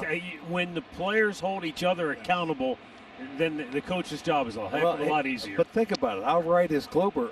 Why would I come out here to watch you pitch if you're not going to do it and do it right? And the pitcher at the time, Rick, he would go out there and he would go through the motions. Yeah. How Corey Kluber took it. And Corey said, hey, man, when you got to pitch in this type of weather in 3 or 4 days and you come out and you start sweating and you can't grip the ball right, whose fault is that? Whose problem is that? This is what it's going to be like. 8 strikeouts now for Shane Bieber, 2 down here in the 6th inning. Ho-hum, another 8 Ks for Bieber. Yeah, every start this year, another breaking ball in the dirt they prove it, man. They're proving it tonight, what we showed you earlier. There's the knuckle curve. There it is down below the zone. There's another swing and a miss for another strikeout for Shane Bieber. It has to be difficult to pick up that spin, to see this many guys swing at that pitch and miss it, Rick. Yeah, they see it, and they just can't lay off of it. But, you're right. It's tough to do when you're a hitter. That's why you say, all right, it's low, let it go. I said that with Maeda when he's with Minnesota. When he throws it down there, you're not going to hit it, but it's easier said than done. We've seen it so many times that it's easy to say, why is that guy swinging at that? Well, I'm waiting for hitters to make adjustment, maybe move up in the box and still take anything that's down in the zone. Make them get the ball up. Got that on the barrel. Back goes Mercado, still going back. Pulls it down, middle of the warning track, and the Tigers go 1, 2, 3.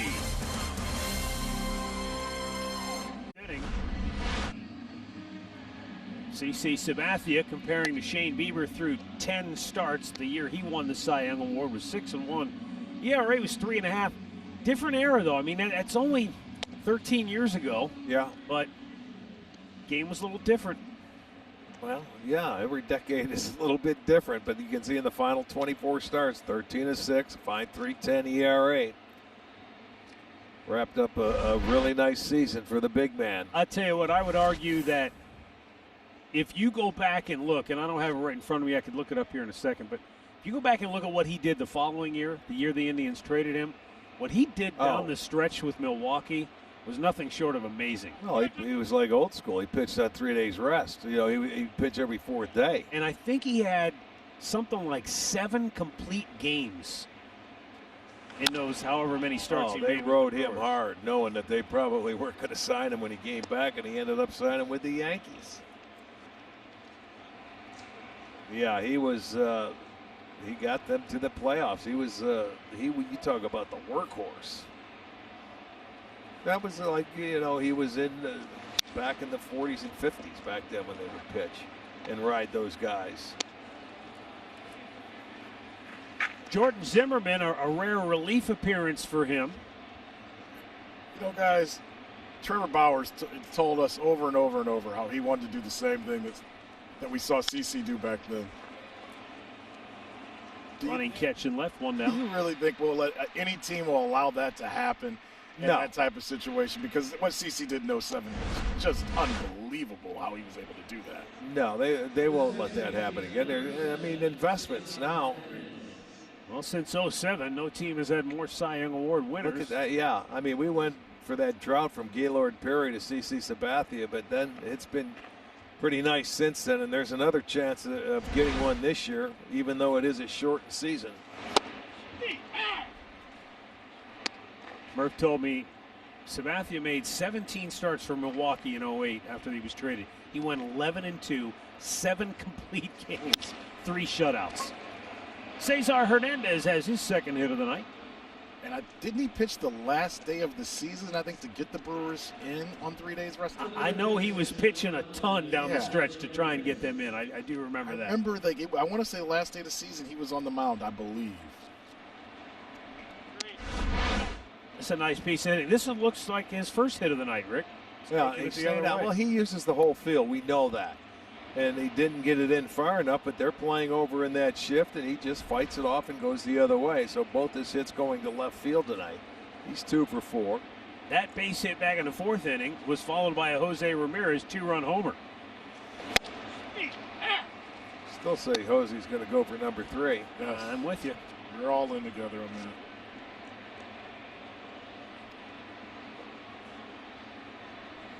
You're going to have a birthday, might as well have a real good one. Do it right. Yes, sir.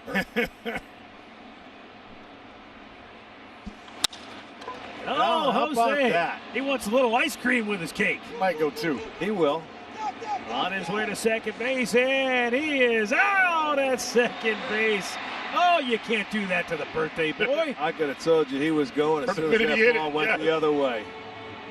Hey, but you know what? Whether he's out or not at second base, and I think he is safe. Arch, we've talked for the last week and a half about Jose not going the other way and being a pull hitter. How nice is it to see him go the other way? Yeah, I mean, that's why he said, I'm going no matter what. I think he's safe. Yeah. He got the hand in. Let's see. Look at, he's looking up at the guy coming down, bringing a tag. He's safe. And they're gonna look at it, and his hand gets on the bag before that tag gets to his arm. I'm going to give him a double. Yeah, I'm going to keep it there too. That's pretty. Yeah. Yeah, he's safe. Well, you see some daylight, or should I say daylight's good. Light. You can say daylight now. I can. It's a good time to say it. So 9 o'clock. It's fall. It's okay. During the fall in Northeast Ohio, you can say daylight. That means a good thing for football. How about some moonlight? Oh, that's you, baby. That's all of you.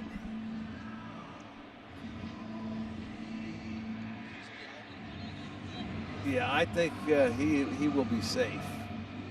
I hope he is, because that'll be a double, and that's what he needs, another extra base to give him 10 on the day. And we were talking about extra base hits tonight at some point in time, weren't we? Yeah, extra storylines. He would have all 3 of their extra base hits. Extra. He knows. Look. Yeah, now he's chirping. Yeah, tell the lads, hurry up. There he goes. Yes, sir. Yeah, there you go. Put it on the board. Yeah. Look at him.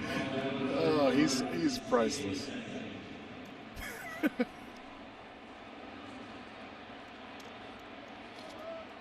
You can't take back a birthday gift on a guy's birthday. Well, let's watch the swing. This is the shot. See that? That thing tracked deep into the zone, and he takes it the other way. Head down on the ball. Yeah, there it is. A nice short swing. That's only his 9th double. Second and third, 1 out. Tigers bring the infield in. Carlos Santana is the batter. Free at bat here. Ooh.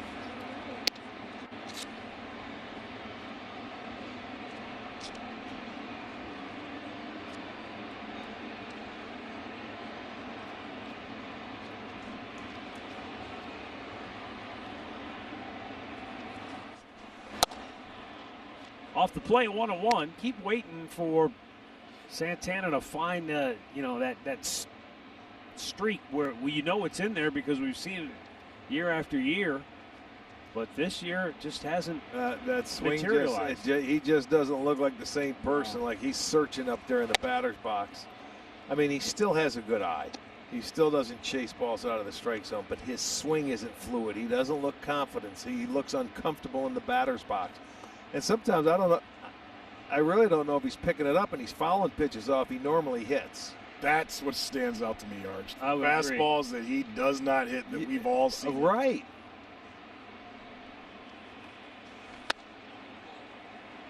And I know Matt said the other night, you don't want to be one of those teams, and we've seen it here in Cleveland, that you think you can just, flip a switch.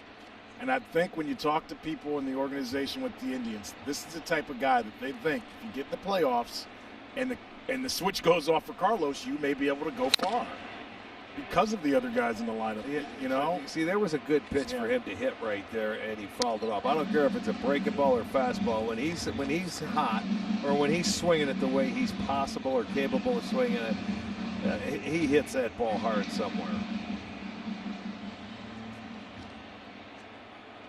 Well, these two guys, Reyes and Santana, they're key. Well, the 4 and 5 hitters in the lineup, man, they got to drive in runs for you. Well, he just walked him and the bases are loaded. I keep going back, though, to something that you've said to me for years, and it comes into play because when you think about putting a team together, if you're Chris Antonetti, Mike Chernoff, in any organization, how do you go about putting the pieces in place? One of the things you use, and there's many, but one of the things is track record. What has this guy done historically that you can pencil him in for in the upcoming season? But you always said, that ball up the middle, it gets through for Franmil Reyes. That's going to get home Hernandez. Here comes Jose Ramirez. He'll score as well. On his way to third goes Santana. And Franmil Reyes, oh boy, does that feel good for him, as he drives in 2 in the 7th to make it 7-0. Yeah, he certainly needed that. I mean, that ball to get through. It was elevated, and he got after that first pitch, so good for him. I'll tell you, he's one of those guys, when he gets a count in his favor, he hits it and hits it well. When he gets down in the count, he can go down quickly. After 3 for his last 33. Make it count. That he did. A couple of RBIs, give him 28 on the year. And now Tyler Naquin, 1 for 3, will step in.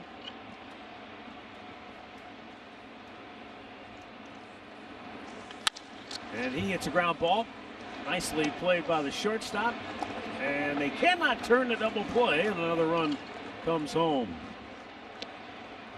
So Castro got it to Goodrum. Goodrum's throw to Candelario, though, didn't hit its mark. Yeah, it wasn't hit all that hard, and with Naquin going down the line, I think it was really going to be a tough one to turn.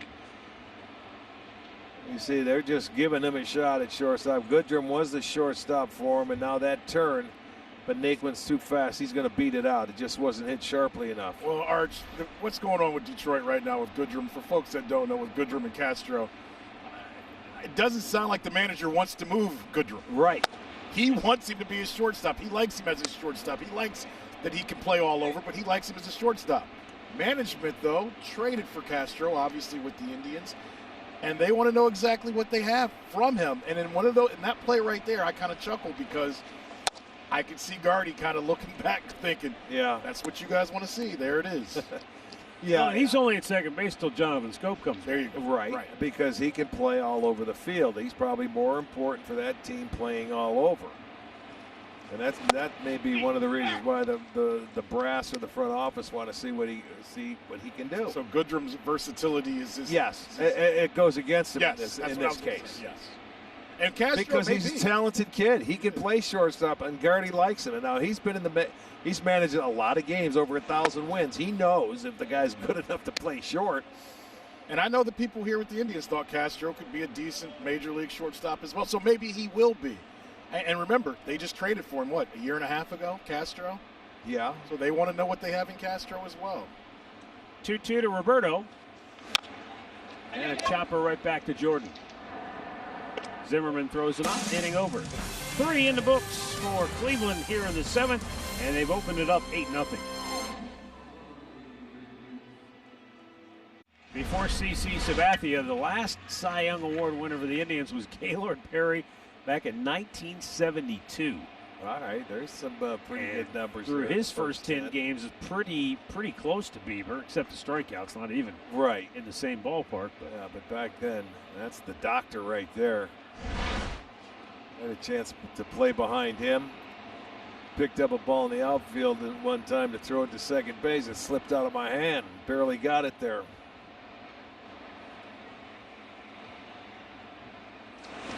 I heard he was not the most congenial guy in the world. Well, I'll tell you, on game day, he was all business. And he would wait. If you didn't make plays behind him, he'd be coming into the dugout. He'd yell at you. You know, there were a lot of guys that didn't like to play behind him, I would think. But I'll tell you what, he was a competitor. He went out to win every single game. Won well over 300. And you better fill up his tank with gas if you borrow his car. That you do it. Well, he'd give me a car, is what they say. Yeah, a lot of people gave you cars from what I know it. I mean, you know how the stories change over the years. I just steal them. Tell the truth, people. Look out. We've heard some stories. The best part about that is Gaylord tells the story about him lending you and Kuiper a car, and you guys trashed the car and brought it back with no gas. Right. And then he leaves the booth, and you said, that never happened. Well, and then we'd go to his brother Jim, who played as well in Cleveland, the Perry brothers, and had lunch with him one day, and he'd say the same thing. Yeah, you brought the car back. There was beer cans in the back seat and everything. I bet they weren't full. I know that's. If they were, he wouldn't have complained. Yeah, you got to leave him some. Hey, Arch, let me ask you this. You said when you get the ball back and it slipped out of your hands and things of that nature. Did other teams? How did that affect other players, knowing that he would doctor it up? I guess. Well, they couldn't catch him. I mean, he was a guy that. There was hot stuff that you would put on an ointment. Yeah. You would put on your arm. Like icy hot. Well, yeah, but I mean, this was Capsulin. It was the hottest stuff made. I think it came from Canada. He used to put 3 tubes all over his body, and he would sweat. And he always had moisture going around. If you ever watched him pitch on the rubber, he would wipe his eyebrows and things, and always go to his pants or his belt and this and that. And there had to be some Vaseline around somewhere. And you'd go to pick up a ball and you'd throw it, and that's why I'm sure some guys made errors when you tried to throw the ball. It slipped out of your hand. What are you supposed to say? You weren't going to tell the media, well, the thing was drenched in Vaseline or something. I'm just curious how the opponents reacted. Oh, well, they had umpires checking and everything. Right. They would check them all the time for gamesmanship. Shane Bieber rolling along, 2 down here in the 7th. He was the master. Well,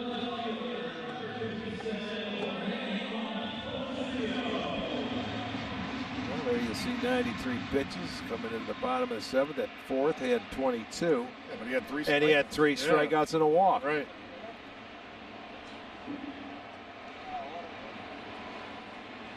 Well, this might be his second to last start of this season. How weird is that to say?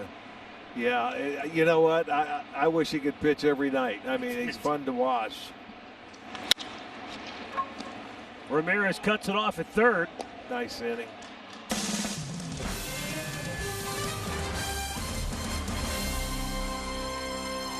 Telecast is presented by authority of the Cleveland Indians and may not be reproduced or retransmitted in any form, and the accounts and descriptions of this game may not be disseminated without the express written consent of the Cleveland Indians.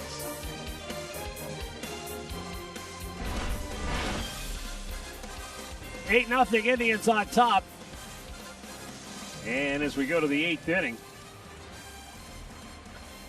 it'll be Josh Naylor, Oscar Mercado, and Francisco Lindor due up for Cleveland.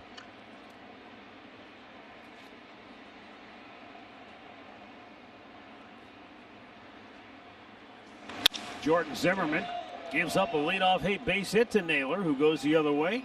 Gets his first knock of the night.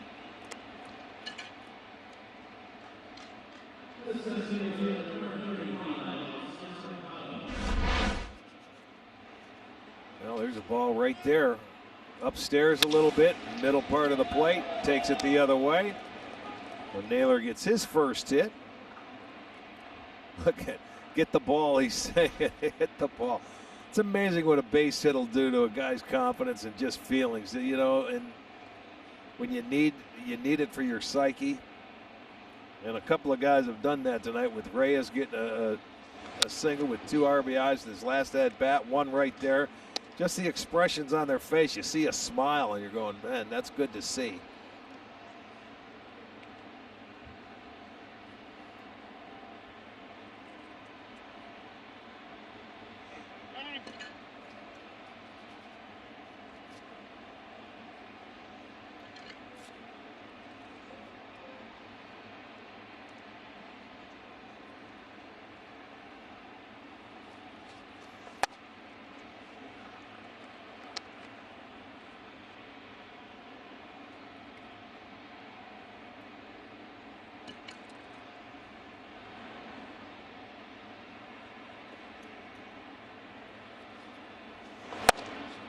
Bottom of the zone, just barely.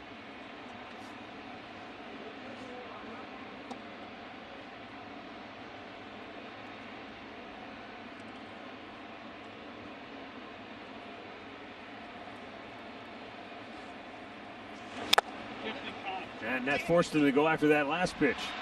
Gets a strikeout, his first, 1 down here in the 8th. And a word now from Spectrum Mobile. Spectrum Mobile. Unlimited talk, text, and data. Just $45.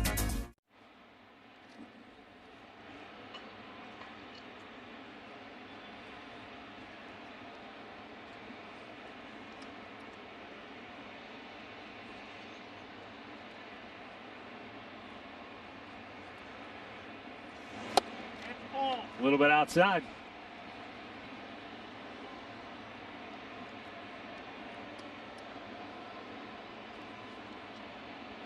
.59 degrees, boy, it's getting chilly. It's going to be the high tomorrow. Around 60, I think. Yeah.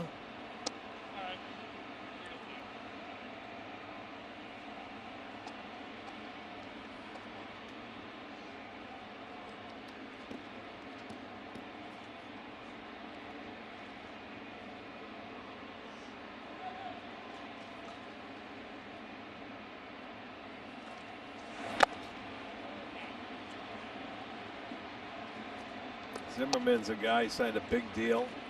Come over here to Detroit, he has just never had much luck against the Indians. Anytime they've been on a roll and he would pitch, they always found a way to get to him.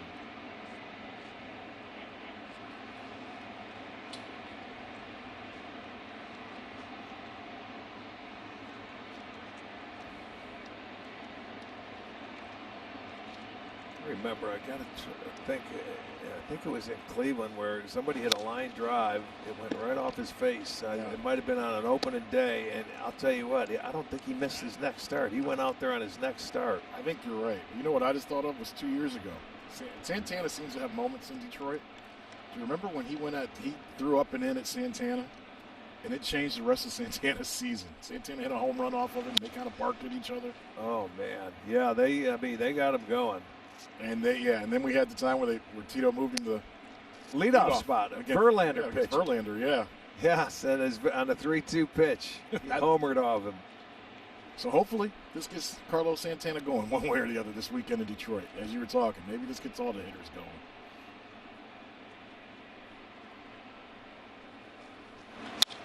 Out of play.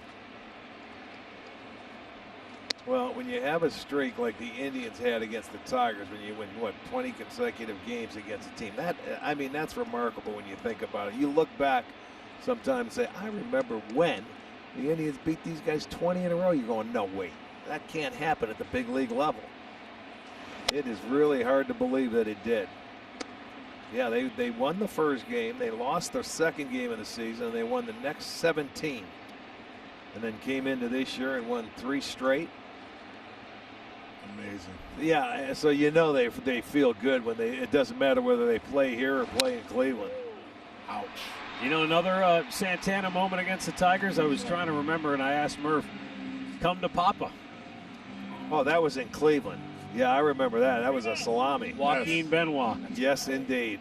That was a good. That's when Mike Hargrove was doing with the game. Yeah, that's right.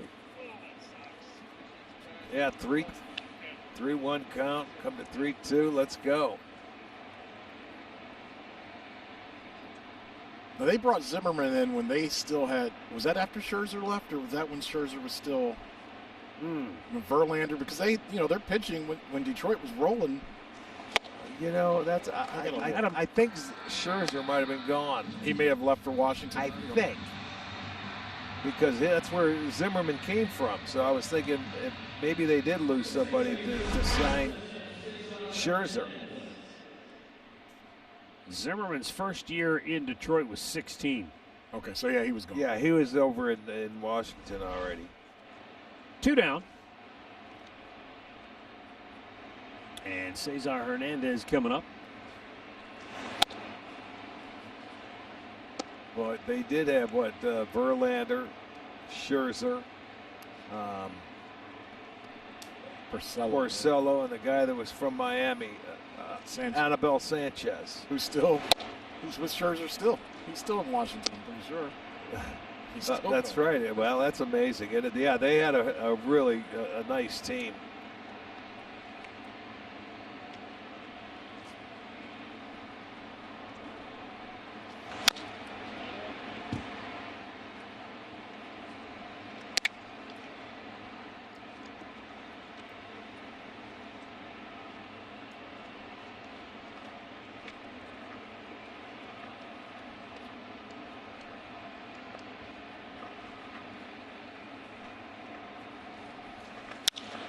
Going the other way again.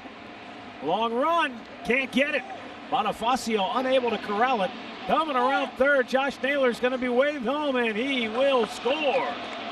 So Cesar Hernandez with his 3rd hit of the night, an RBI double, makes it 9-0 Cleveland. Bonifacio just could not run it down. He was going full speed. This is where you see the ball bounce. He's an infielder by trade.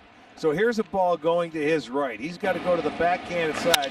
Watch him chase it, and a good outfielder catches this ball. You get to it. That ball started bouncing because you can see he was running on his heels and just got barely a piece of leather on it. But that's good for Hernandez. That ball falls.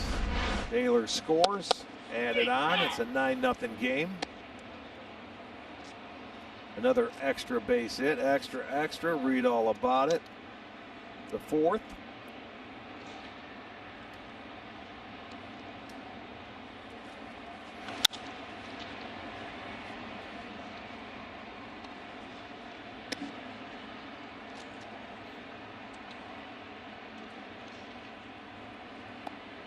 may not hit again, so he needs one more extra base hit.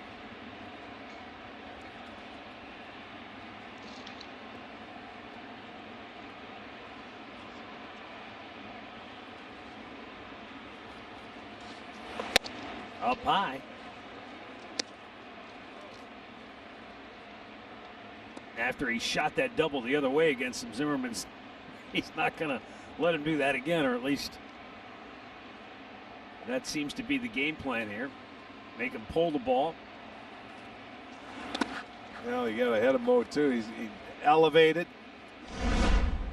Oh, this is what we're going to see right now. There's the home run. Oops. Tip. That was a homer. There was one of the 3 doubles. There's number 2. There's the homer. Get over there. Went off the glove. And then one more double. 5 extra base hits. One sunny afternoon. Just a little high, and he did not go. Yeah. I was going to say, it wouldn't surprise me if he walks him, even though he was down 0-2. I don't think he can unless he throws it to the backstop. Jose's swinging. He's locked in. Ooh. He's seeing the ball pretty well tonight. Yeah.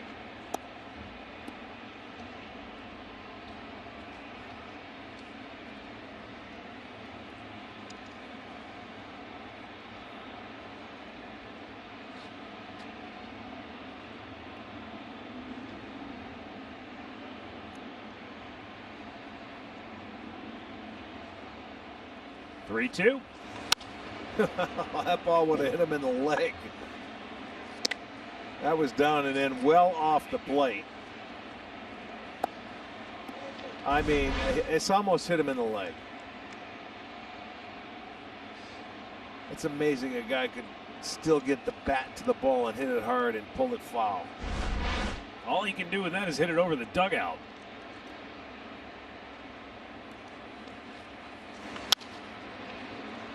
Told you, he's gonna, if he doesn't throw it to the backstop, if he can reach it, he's gonna put a swing on it.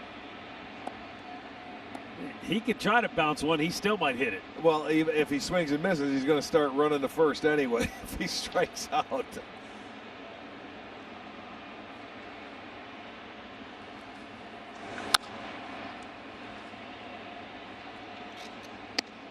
He's trying to walk him.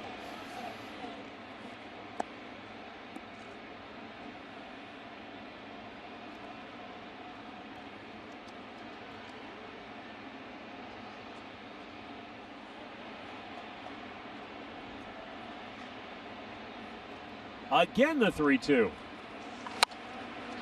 He lost the bat, and he shoots it through. Oh, my, what a birthday for Ramirez. His 4th hit of the night. He picks up his 4th run batted in. He didn't know what to do when he hit it. I mean, he didn't know which way to look. The bat went one way, the ball goes another. It finds a hole. He drives in another run, and Garrity says, okay, I've seen enough. That was scary. Look at, he throws the bat at the ball, and it finds a hole. Slider. Wow. Oh, my. I'm not sure the bat was still in his hands when it made contact with Jose the ball. Mosconi. He had to chalk up the bat. He's got another one. Put a little English on that one. 8-ball corner pocket. That's right. He Rack him.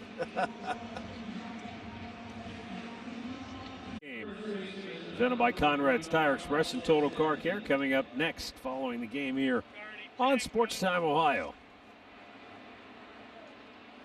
Yu Chang has come on to run at first base for Jose Ramirez, so the birthday boy will enjoy the rest of the night. What a night. Happy birthday. 4 hits, 4 ribs. I'll tell you one thing. This is exactly what this team needed, was a laugher. To go out and relax and take a lot of pressure off of this weekend series here in Detroit.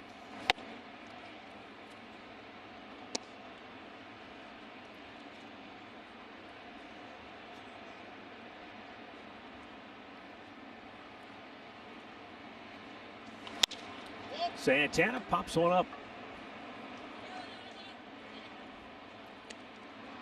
Jose Ramirez, what a night he has had in Motown. 4 hits, 4 ribbies, couple of homers, a double, and whatever you want to call that. Well, last night, James Karinchak coming in, and he was nasty in a spot where he had no margin for error. Yeah, second and third, nobody out. 3-0 count to Happ. He gets to strike him out and punches the first 2 out, gets the ground ball. That was the big point in that ball game. Shane Bieber, meanwhile, rolling along just like Old Man River. Uchang stays in the game at third. He's got the 7, 8, 9 spots due up. He is retired 8 straight. He has 8 strikeouts. Given up 2 hits, 2 singles, and has walked 1.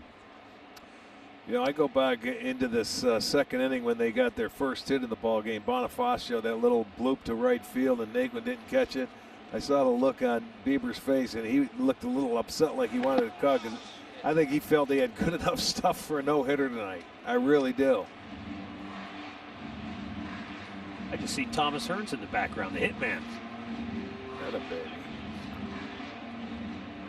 Man, we're looking at Big Bird. I told you the Hitman Hearns was back there. Did you? Yeah, it was way earlier. I'm telling you, they got some of the best I've seen, and it's so Detroit, which makes it good. They kind of have the bad boys up there, too, from the Pistons. Wow. That was not even close. 9 strikeouts now for Bieber. Yeah, you look at some of the strikeouts and watch how many of them are out of the zone. The fastballs in the first inning were up and away. They were off the plate, but they got swings and misses. But on the breaking ball, how many pitches are going to be down, in the dirt, off the plate, because he's ahead the count. He just continues to do this, and we watch this game after game. That one way out in front of the plate. I mean, one of the great things about the super slow-mo cam, it is great, isn't it? is that you always used to talk about the blue dot pitch, you know, that slider where you can only see the blue dot from the logo, and only since the advent of the super slow-mo can you actually see what that looks like on camera. Yeah, you can see it like that, but try and pick it up when you have less than a half a second to pick it up out of a guy's hand. That goes to show how tough hitting can be. You only have a split second to make a decision, and you see that spin, and you say, I got to get after it. And by the time you start, the ball goes down. There's the third hit, and that's a nice approach there. Naquin cuts it off. His throw not in time. Into second with a double is Isaac Paredes.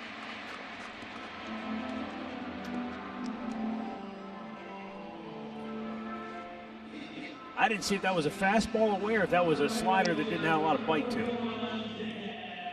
I'm thinking that ball might have been a fastball away. Yeah, sure was. You know, this kid, he hit the breaking ball, fly ball to center field his last time up. But that's a nice swing. You get that fastball. You can't miss it off him, and you stay on it. That's what can happen. Tigers are high on Isaac Paredes. He has a 4-game hitting streak now. Daz Cameron 0 for 2. He looks like his dad in the box, too. Tell you what, he sure does. If he had 44 on, Right. be a spitting image. Carlos Santana can't get there. He was part of the haul for Justin Verlander.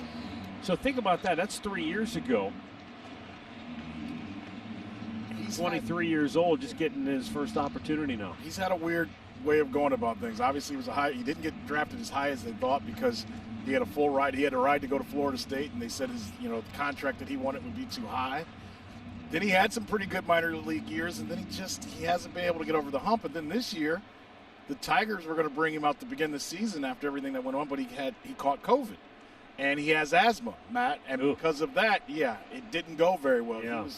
It took him a little bit longer than others to recoup, and he's still going through some things because of the asthma. It just attacked his body in a very scary way. So it's been a huge leap to get him to the big leagues this year after he went through that. Yeah, great to see him out here and living out his dream, getting an opportunity anyway. It hasn't come easy for him, 1 for 26. No, but I'd rather be 1 for 26 in the big leagues than down at that alternate site. I think theirs is Toledo. You're right. I was the MVP at the alternate site. Yeah, good for you. Where was that? What channel are those games on? Yeah, baby, I was 2 for 50, but I was in the big league. Got big league money. 1 on, 1 out. We're in the 8th. Indians just now got action in the bullpen. Cam Hill getting loose. You know, when I saw his name, and I knew that, and look, I know I'm the youngest one of the three of us, but it made me feel old to think, man, Mike Cameron seems like he was just playing a couple years ago. How's he already have a son that's in the big leagues? No, it goes quick. Yeah, it does. It flies by. But then I thought about it, and I realized he replaced Ken Griffey when they traded Ken Griffey to the Reds. Right. And that was a while ago. So that was a long while ago, but he had some good years. He was a great center fielder. He hit 3 home runs in a game one time. Yes, he did. Oh, make it 4. 4. It was 4, yeah. Yeah. Cam Hill's gone back to wearing Shane Bieber's shoes after he struggled a little bit. By the way, Andre, Mike Cameron's only 47. Okay, yeah. See, that's what he's not. It's amazing. And you said his son is 23. Right. Yep. Okay. Fair enough. Seems like yesterday. Yeah. How long you been sleeping? Good fastball from Bieber. That's strikeout number 10. Turn his mic off. Here's your blue dot. Watch you just. There you see that little spin. There it is. Boy, these guys are amazing. Look at that camera. Boom. I mean, for years I used to hear guys talk about the blue dot, and I'd be like, what are you talking about? I mean, if you're not in the box, you don't ever see that. If you're, and you know, we never had cameras good enough that could pick that up. It would just be kind of a blurry mess you'd see coming up there. Yeah, the super slow-mos, they're great to see. The camera work. It makes it look so much easier when everything's slowed down. When you speed everything up, anybody can play this game. Oh yeah, how can you miss that ball? That's you guys. That's what you were saying to me.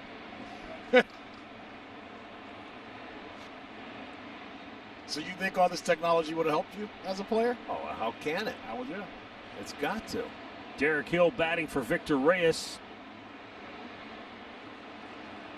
24-year-old outfielder. I wish I could have played in the times where you know the strength and conditioning and everything they're doing now. And absolutely, with all the video stuff, that would be great. Yeah, but take advantage of everything. Tell him that. You'd have lost a lot of your freedom, and your anonymity would have been completely gone. Cell phones. Oh well, I didn't say cell phone. Well, that's part of it. No, it's not. Just the video and play it. I would have carried around my quarters. I'd pump the quarter in and I'd have it in my car. Hey, where are the payphones? You can't pick it. I had a payphone in my locker. Yeah, we would know if those stories were true about you and what you left in cars and cars you borrowed. That's like, and I saw a video a year ago, maybe not even that long. Somebody posted a video of they got an old-fashioned phone. They brought it into their house, and the kids were looking at it. Didn't know how to dial. Didn't know how to use it. Like, Exactly. What does this thing work? Right. Right. I mean, where's callback? I mean, like they had to remember the phone numbers. Right. Yeah, I didn't think about that. You were at the perfect time for you. Ball to strike 2-2. Well, think about the scouts and everybody back then that they were out on the road and, you know, scouting people, and you wanted to call the office. You had to pull off the side of the road. That's what they always said about back in the old days, you know, those little motels on the side of the road. Yeah. They said, never sleep on the side of the bed that's near the phone. That's where they sit all day and make their phone calls. That's right. And that part of the bed's all messed up. Oh, I never heard that. You haven't? Oh, that's too young. Too young. Oh, see that? Yeah. Gets away and down to third base I never heard Those that. Paredes. I just See, figured now it was you cell just phone. upset him because he always sleeps on the side of the bed the phone's at, so I don't have to get out of bed to answer it. Stop telling my That secret. is beautiful. Oh, no, it's not. No, I could tell when you say, I never heard that. I knew that. I did. That was something new to me. Oh, good. We taught you something today, You on did. Yes, you Beautiful. did. All right, let's go out after the game. I got some more. Yeah, I know you do. And if I ever go back to a hotel, I know where I won't be sleeping. 3-2 pitch. Popped back out of play. Traveling salesmen used to travel with their own light bulbs because those motels would use like 20-watt bulbs in the Yeah. lamps. They couldn't see Couldn't anything. see. Oh, the good old days, right? Oh, goodness. Bieber trying to get through this eighth. This may be the most pitches he's thrown in a game this season. Well, I'll let you know in 1 second. I think you're right, too. Another We're at foul ball. 113. Absolutely correct. Yes. 106. 109, I'm sorry, Minnesota. But the thing about this game is that there's been zero stress for him. Right. This is the first time the entire game they ever had a runner get to second base and now to third. So they gave him the early lead. It's been cruise control for Bieber. And he's walked his second of the game, and that might be it. I think so. Let's see. Yeah, got enough. Here comes Sandy and Carl as they talk it over. Yeah, you got to make the call. He gave him a chance to get out of there. He got 2 strikeouts in the inning, but gave up the double, a wild pitch, and now a walk. So that's going to be the end of the line for Shane Bieber. But he is in line for his 8th win of the season. Well, wait a minute. Maybe he's not taking him out. He's very matter of fact. Yeah. Wow. He's going to give him one more chance. He's probably telling him, look, I'm giving you 4 pitches. If you don't get him out in 4 pitches, I'll take you out in the middle of the at-bat. You know what? This is one of those good, cool moments because we talked about Sandy being a manager and how to make those decisions and when to make those decisions, right? Yeah. And when to give your players that, hey, I got your back, but you got to go out and you got to do something to make me stand up for you. And I know the other night he wanted Carrasco to try to go back out there. Yeah, in the 7th inning. 7th inning. And he had a calf issue. right, his calf was a little tight, and he said, well, I'm not going to force a guy to pitch, but if you're under 100 pitches and you're pitching well, I want to keep you in the game. I want your teammates to want you to stay in the game. Well, I hope he gets an out here on 1 pitch. Willie Castro in the dirt.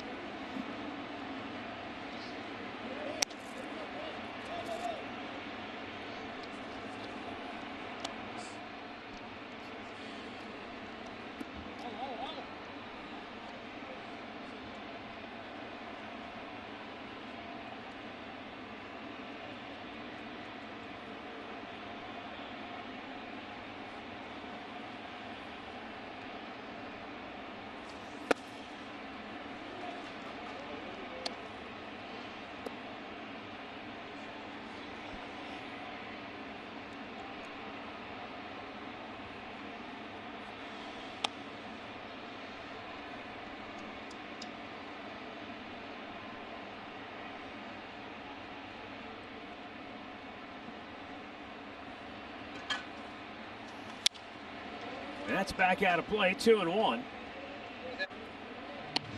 You know what we'll get this weekend, guys? We'll get to see Castro against Sticks McKenzie after he got him his first Oh, start. yeah, right. They both know each other well, so it'll be fun to watch. I believe on Saturday we'll have that matchup. I think That is correct. Yes, Saturday. it'll be the first. Plesac tomorrow night Yes. with Michael Fulmer. And then Carrasco to close it out against Boyd on Sunday. So most likely a bullpen game for Detroit tomorrow. Fulmer starting out. That's drilled.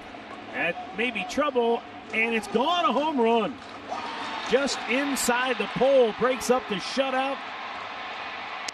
And Willie Castro with his 5th homer of the year, only the 7th allowed by Bieber. Sandy Alomar gave him an opportunity to try to get through the inning, but Bieber unable to close out the deal, and that's going to be it officially now for Bieber. So we've got a timeout. 10-3, Indians on top. Cam Hill coming on when we come back.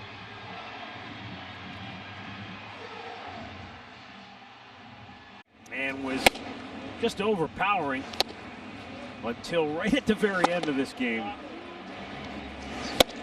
Yeah, you'll see he moved that fastball around, but once again, it's the breaking ball that stood out when he had the 10 punch outs. And, 100 and what did he throw? 116, 117 pitches, 118 pitches. 118, most by an Indians pitcher. Yeah, he had 109 in his last start against Minnesota, but unfortunate it had to end that way. He had an opportunity. Sandy gave him one more chance to try and get through it. He couldn't do it. He fell behind with a couple of changeups, and then he drilled that fastball on a 2-0 count right down the line and stayed fair. But still an outstanding night by Bieber.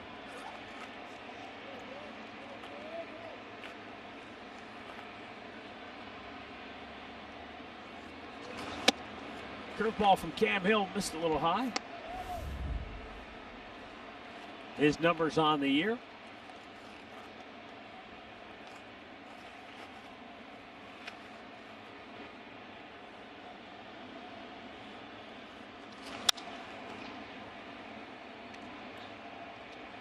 Demerit pinch hitting. I was going to say, it sure doesn't look like Miguel Cabrera. It was. Travis Demerit.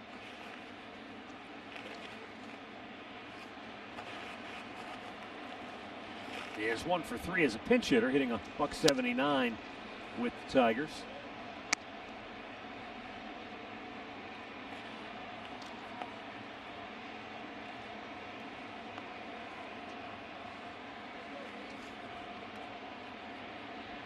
And Cam Hill with a 2-2 pitch. Up and away.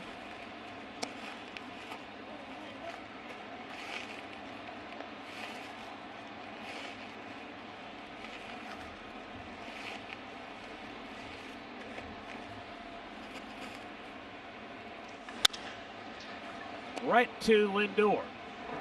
He'll throw him out, inning over. And we'll go to the ninth. 10-3 Cleveland.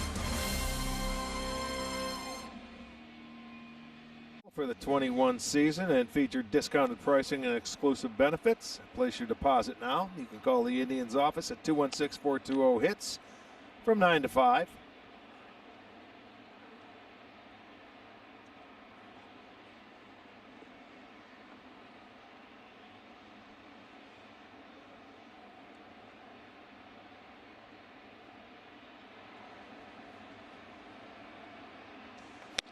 And Franmil Reyes leading off the ninth inning, takes a strike. He drove in 2 in the 7th with a base hit with the bases loaded.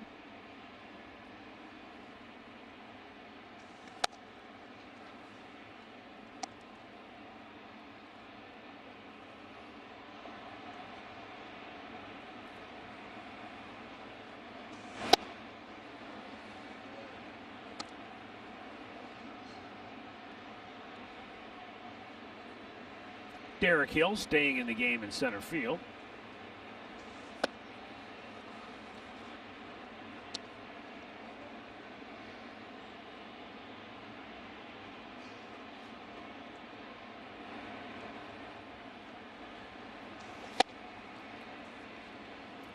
Fastball pumped it by him, full count.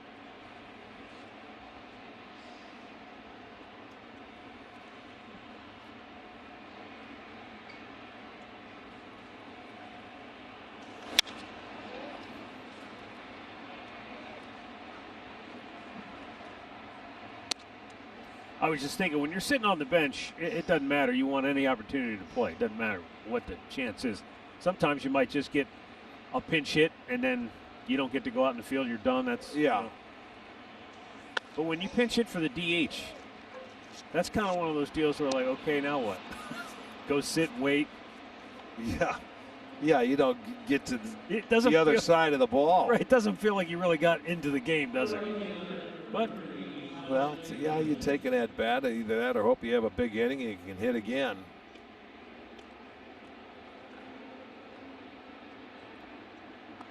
Tyler Naquin is 1 for 4 tonight. Knocked one in, scored one. And a strike fastball called on the outside corner.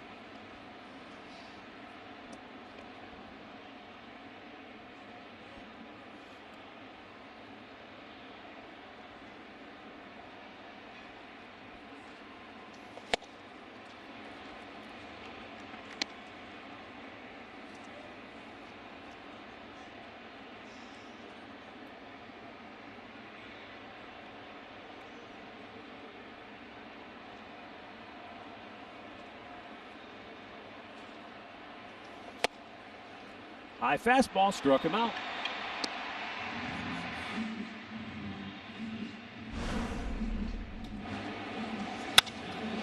Recapping our storylines brought to you by McDonald's Extra Base Hits. The Indians have not had many of them on the year, but they have piled them up against Detroit. Jose Ramirez came through.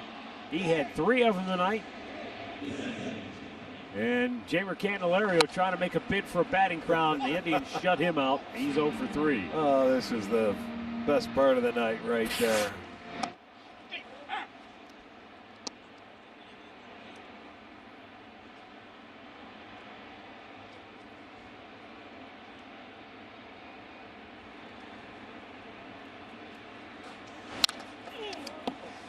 That got a piece of Roma, man. That's got his leg. Yes, I did. That got his leg, some flesh. He's got to get up and walk that one off. That's part of that ball. It was running inside, and I think it got him on the top part of the thigh. No padding. And you could hear him. Oh, yeah. Yeah, say ouch. Watch, he's down, watch it. Right there above the padding, just on the thigh. And one catcher to another. Catchers don't like to do that to another catcher.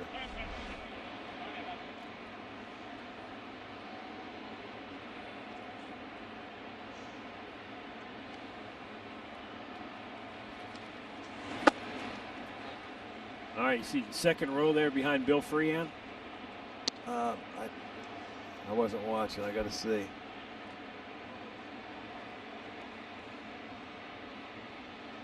Can't see, so you got to point it out for him. Let me see. Where's Free? Broken bat, 2 down.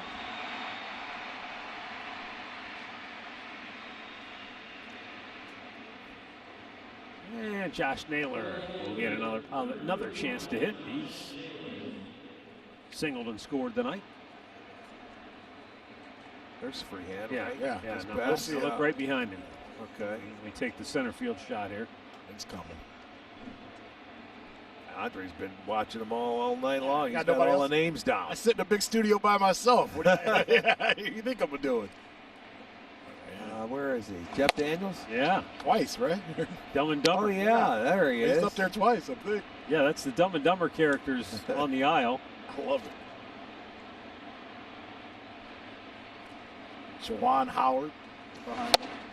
Is that Harbaugh, too? Yeah. Come on. And that's Matt Stafford. You got to have Bo back there before you have Harbaugh. Tell him, Matt. But they're trying to make the guy that is current coach. Bo's got to be somewhere around there. Come on, he's a legend around Right? there, right? I think so. Maybe he's down front. We just can't see him in our... I like that they got Rick Mahorn and James Edwards, I believe, behind Pudge. Uh-huh. I'm surprised they don't have Bill Lambier back there with those guys, the bad boys.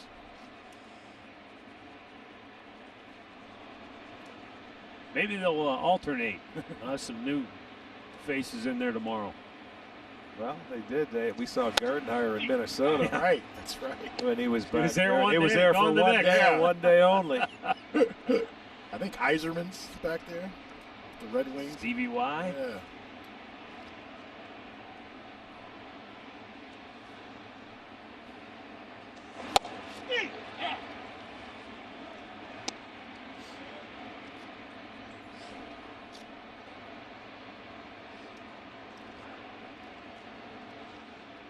Full count with a runner at first, 2 down here in the ninth inning. The Indians up 10-3.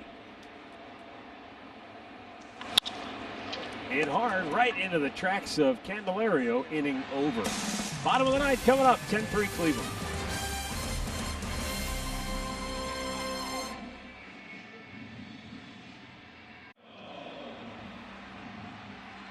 Jamer Candelario will lead off for the Tigers.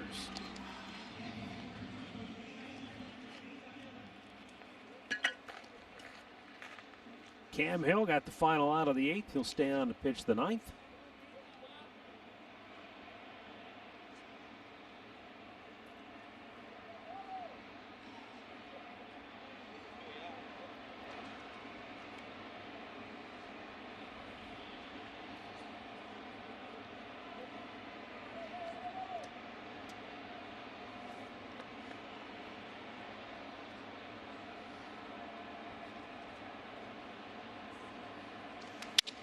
Didn't mean to. Excuse me. One down. And we'll get a word right here from Saka.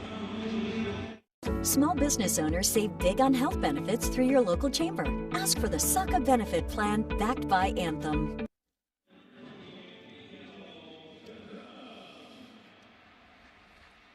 Well, Jamer Candelario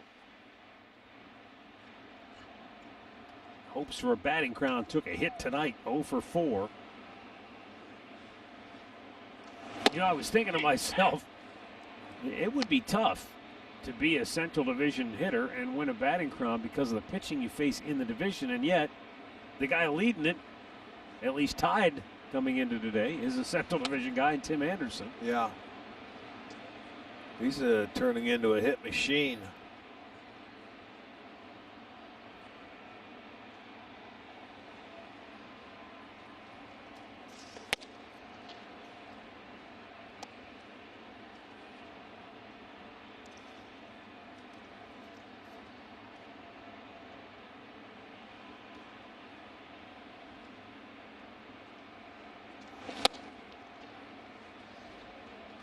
Two balls and 2 strikes to count on Nico Goodrum.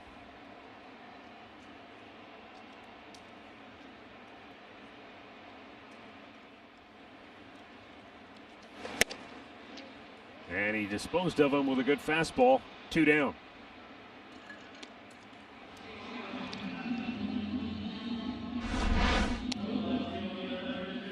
Just went with a high fastball, elevated. Gets it by him. Another strikeout by the Tigers.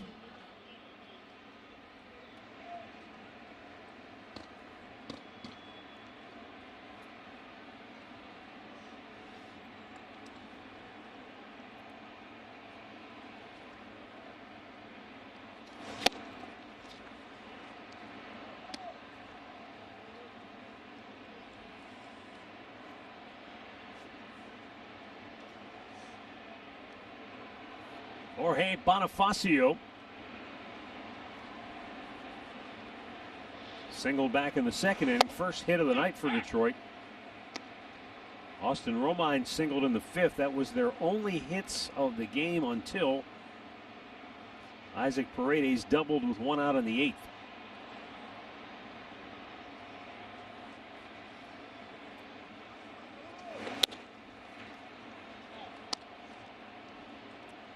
The Indians chased rookie starter Casey Mize in the fourth when they sent 9 men to the plate. Actually 10 total, but 9 against him. His night ended with a bases loaded walk. Indians scored 4 times in that inning. All told, the Tigers combined for 188 pitches thrown in this game between Mize, Nick Ramirez, Jordan Zimmerman, and Ronnie Garcia.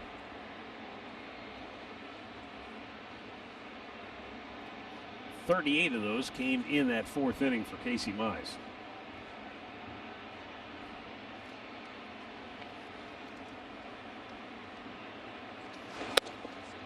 Full count.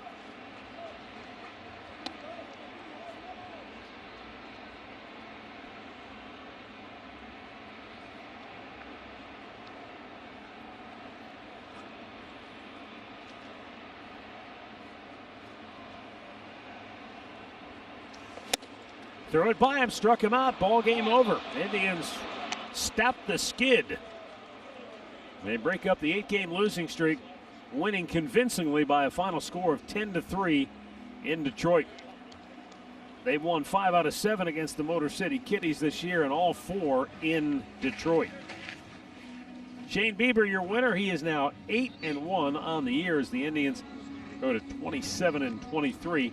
Tigers have now lost 8 of 11. They're 21-28. And the loss to Casey Mize, still winless in his major league career, 0-2 after 6 starts.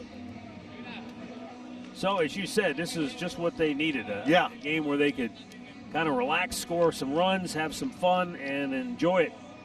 They certainly needed a laugher, and it doesn't surprise us that, they had Bieber on the mound to do so. Ramirez on his birthday. How about 4 hits, 4 ribbies? That's, he's the energy maker, and it's a heck of a way to start. You end it, and you've got 3 more games to go against a team that you play very well against. So it's all in all a very good night for the Indians. We'll be back with you tomorrow night for Game 2 of this 4-game series. Time now for Indians Live postgame with Alan Jensen. Straight ahead.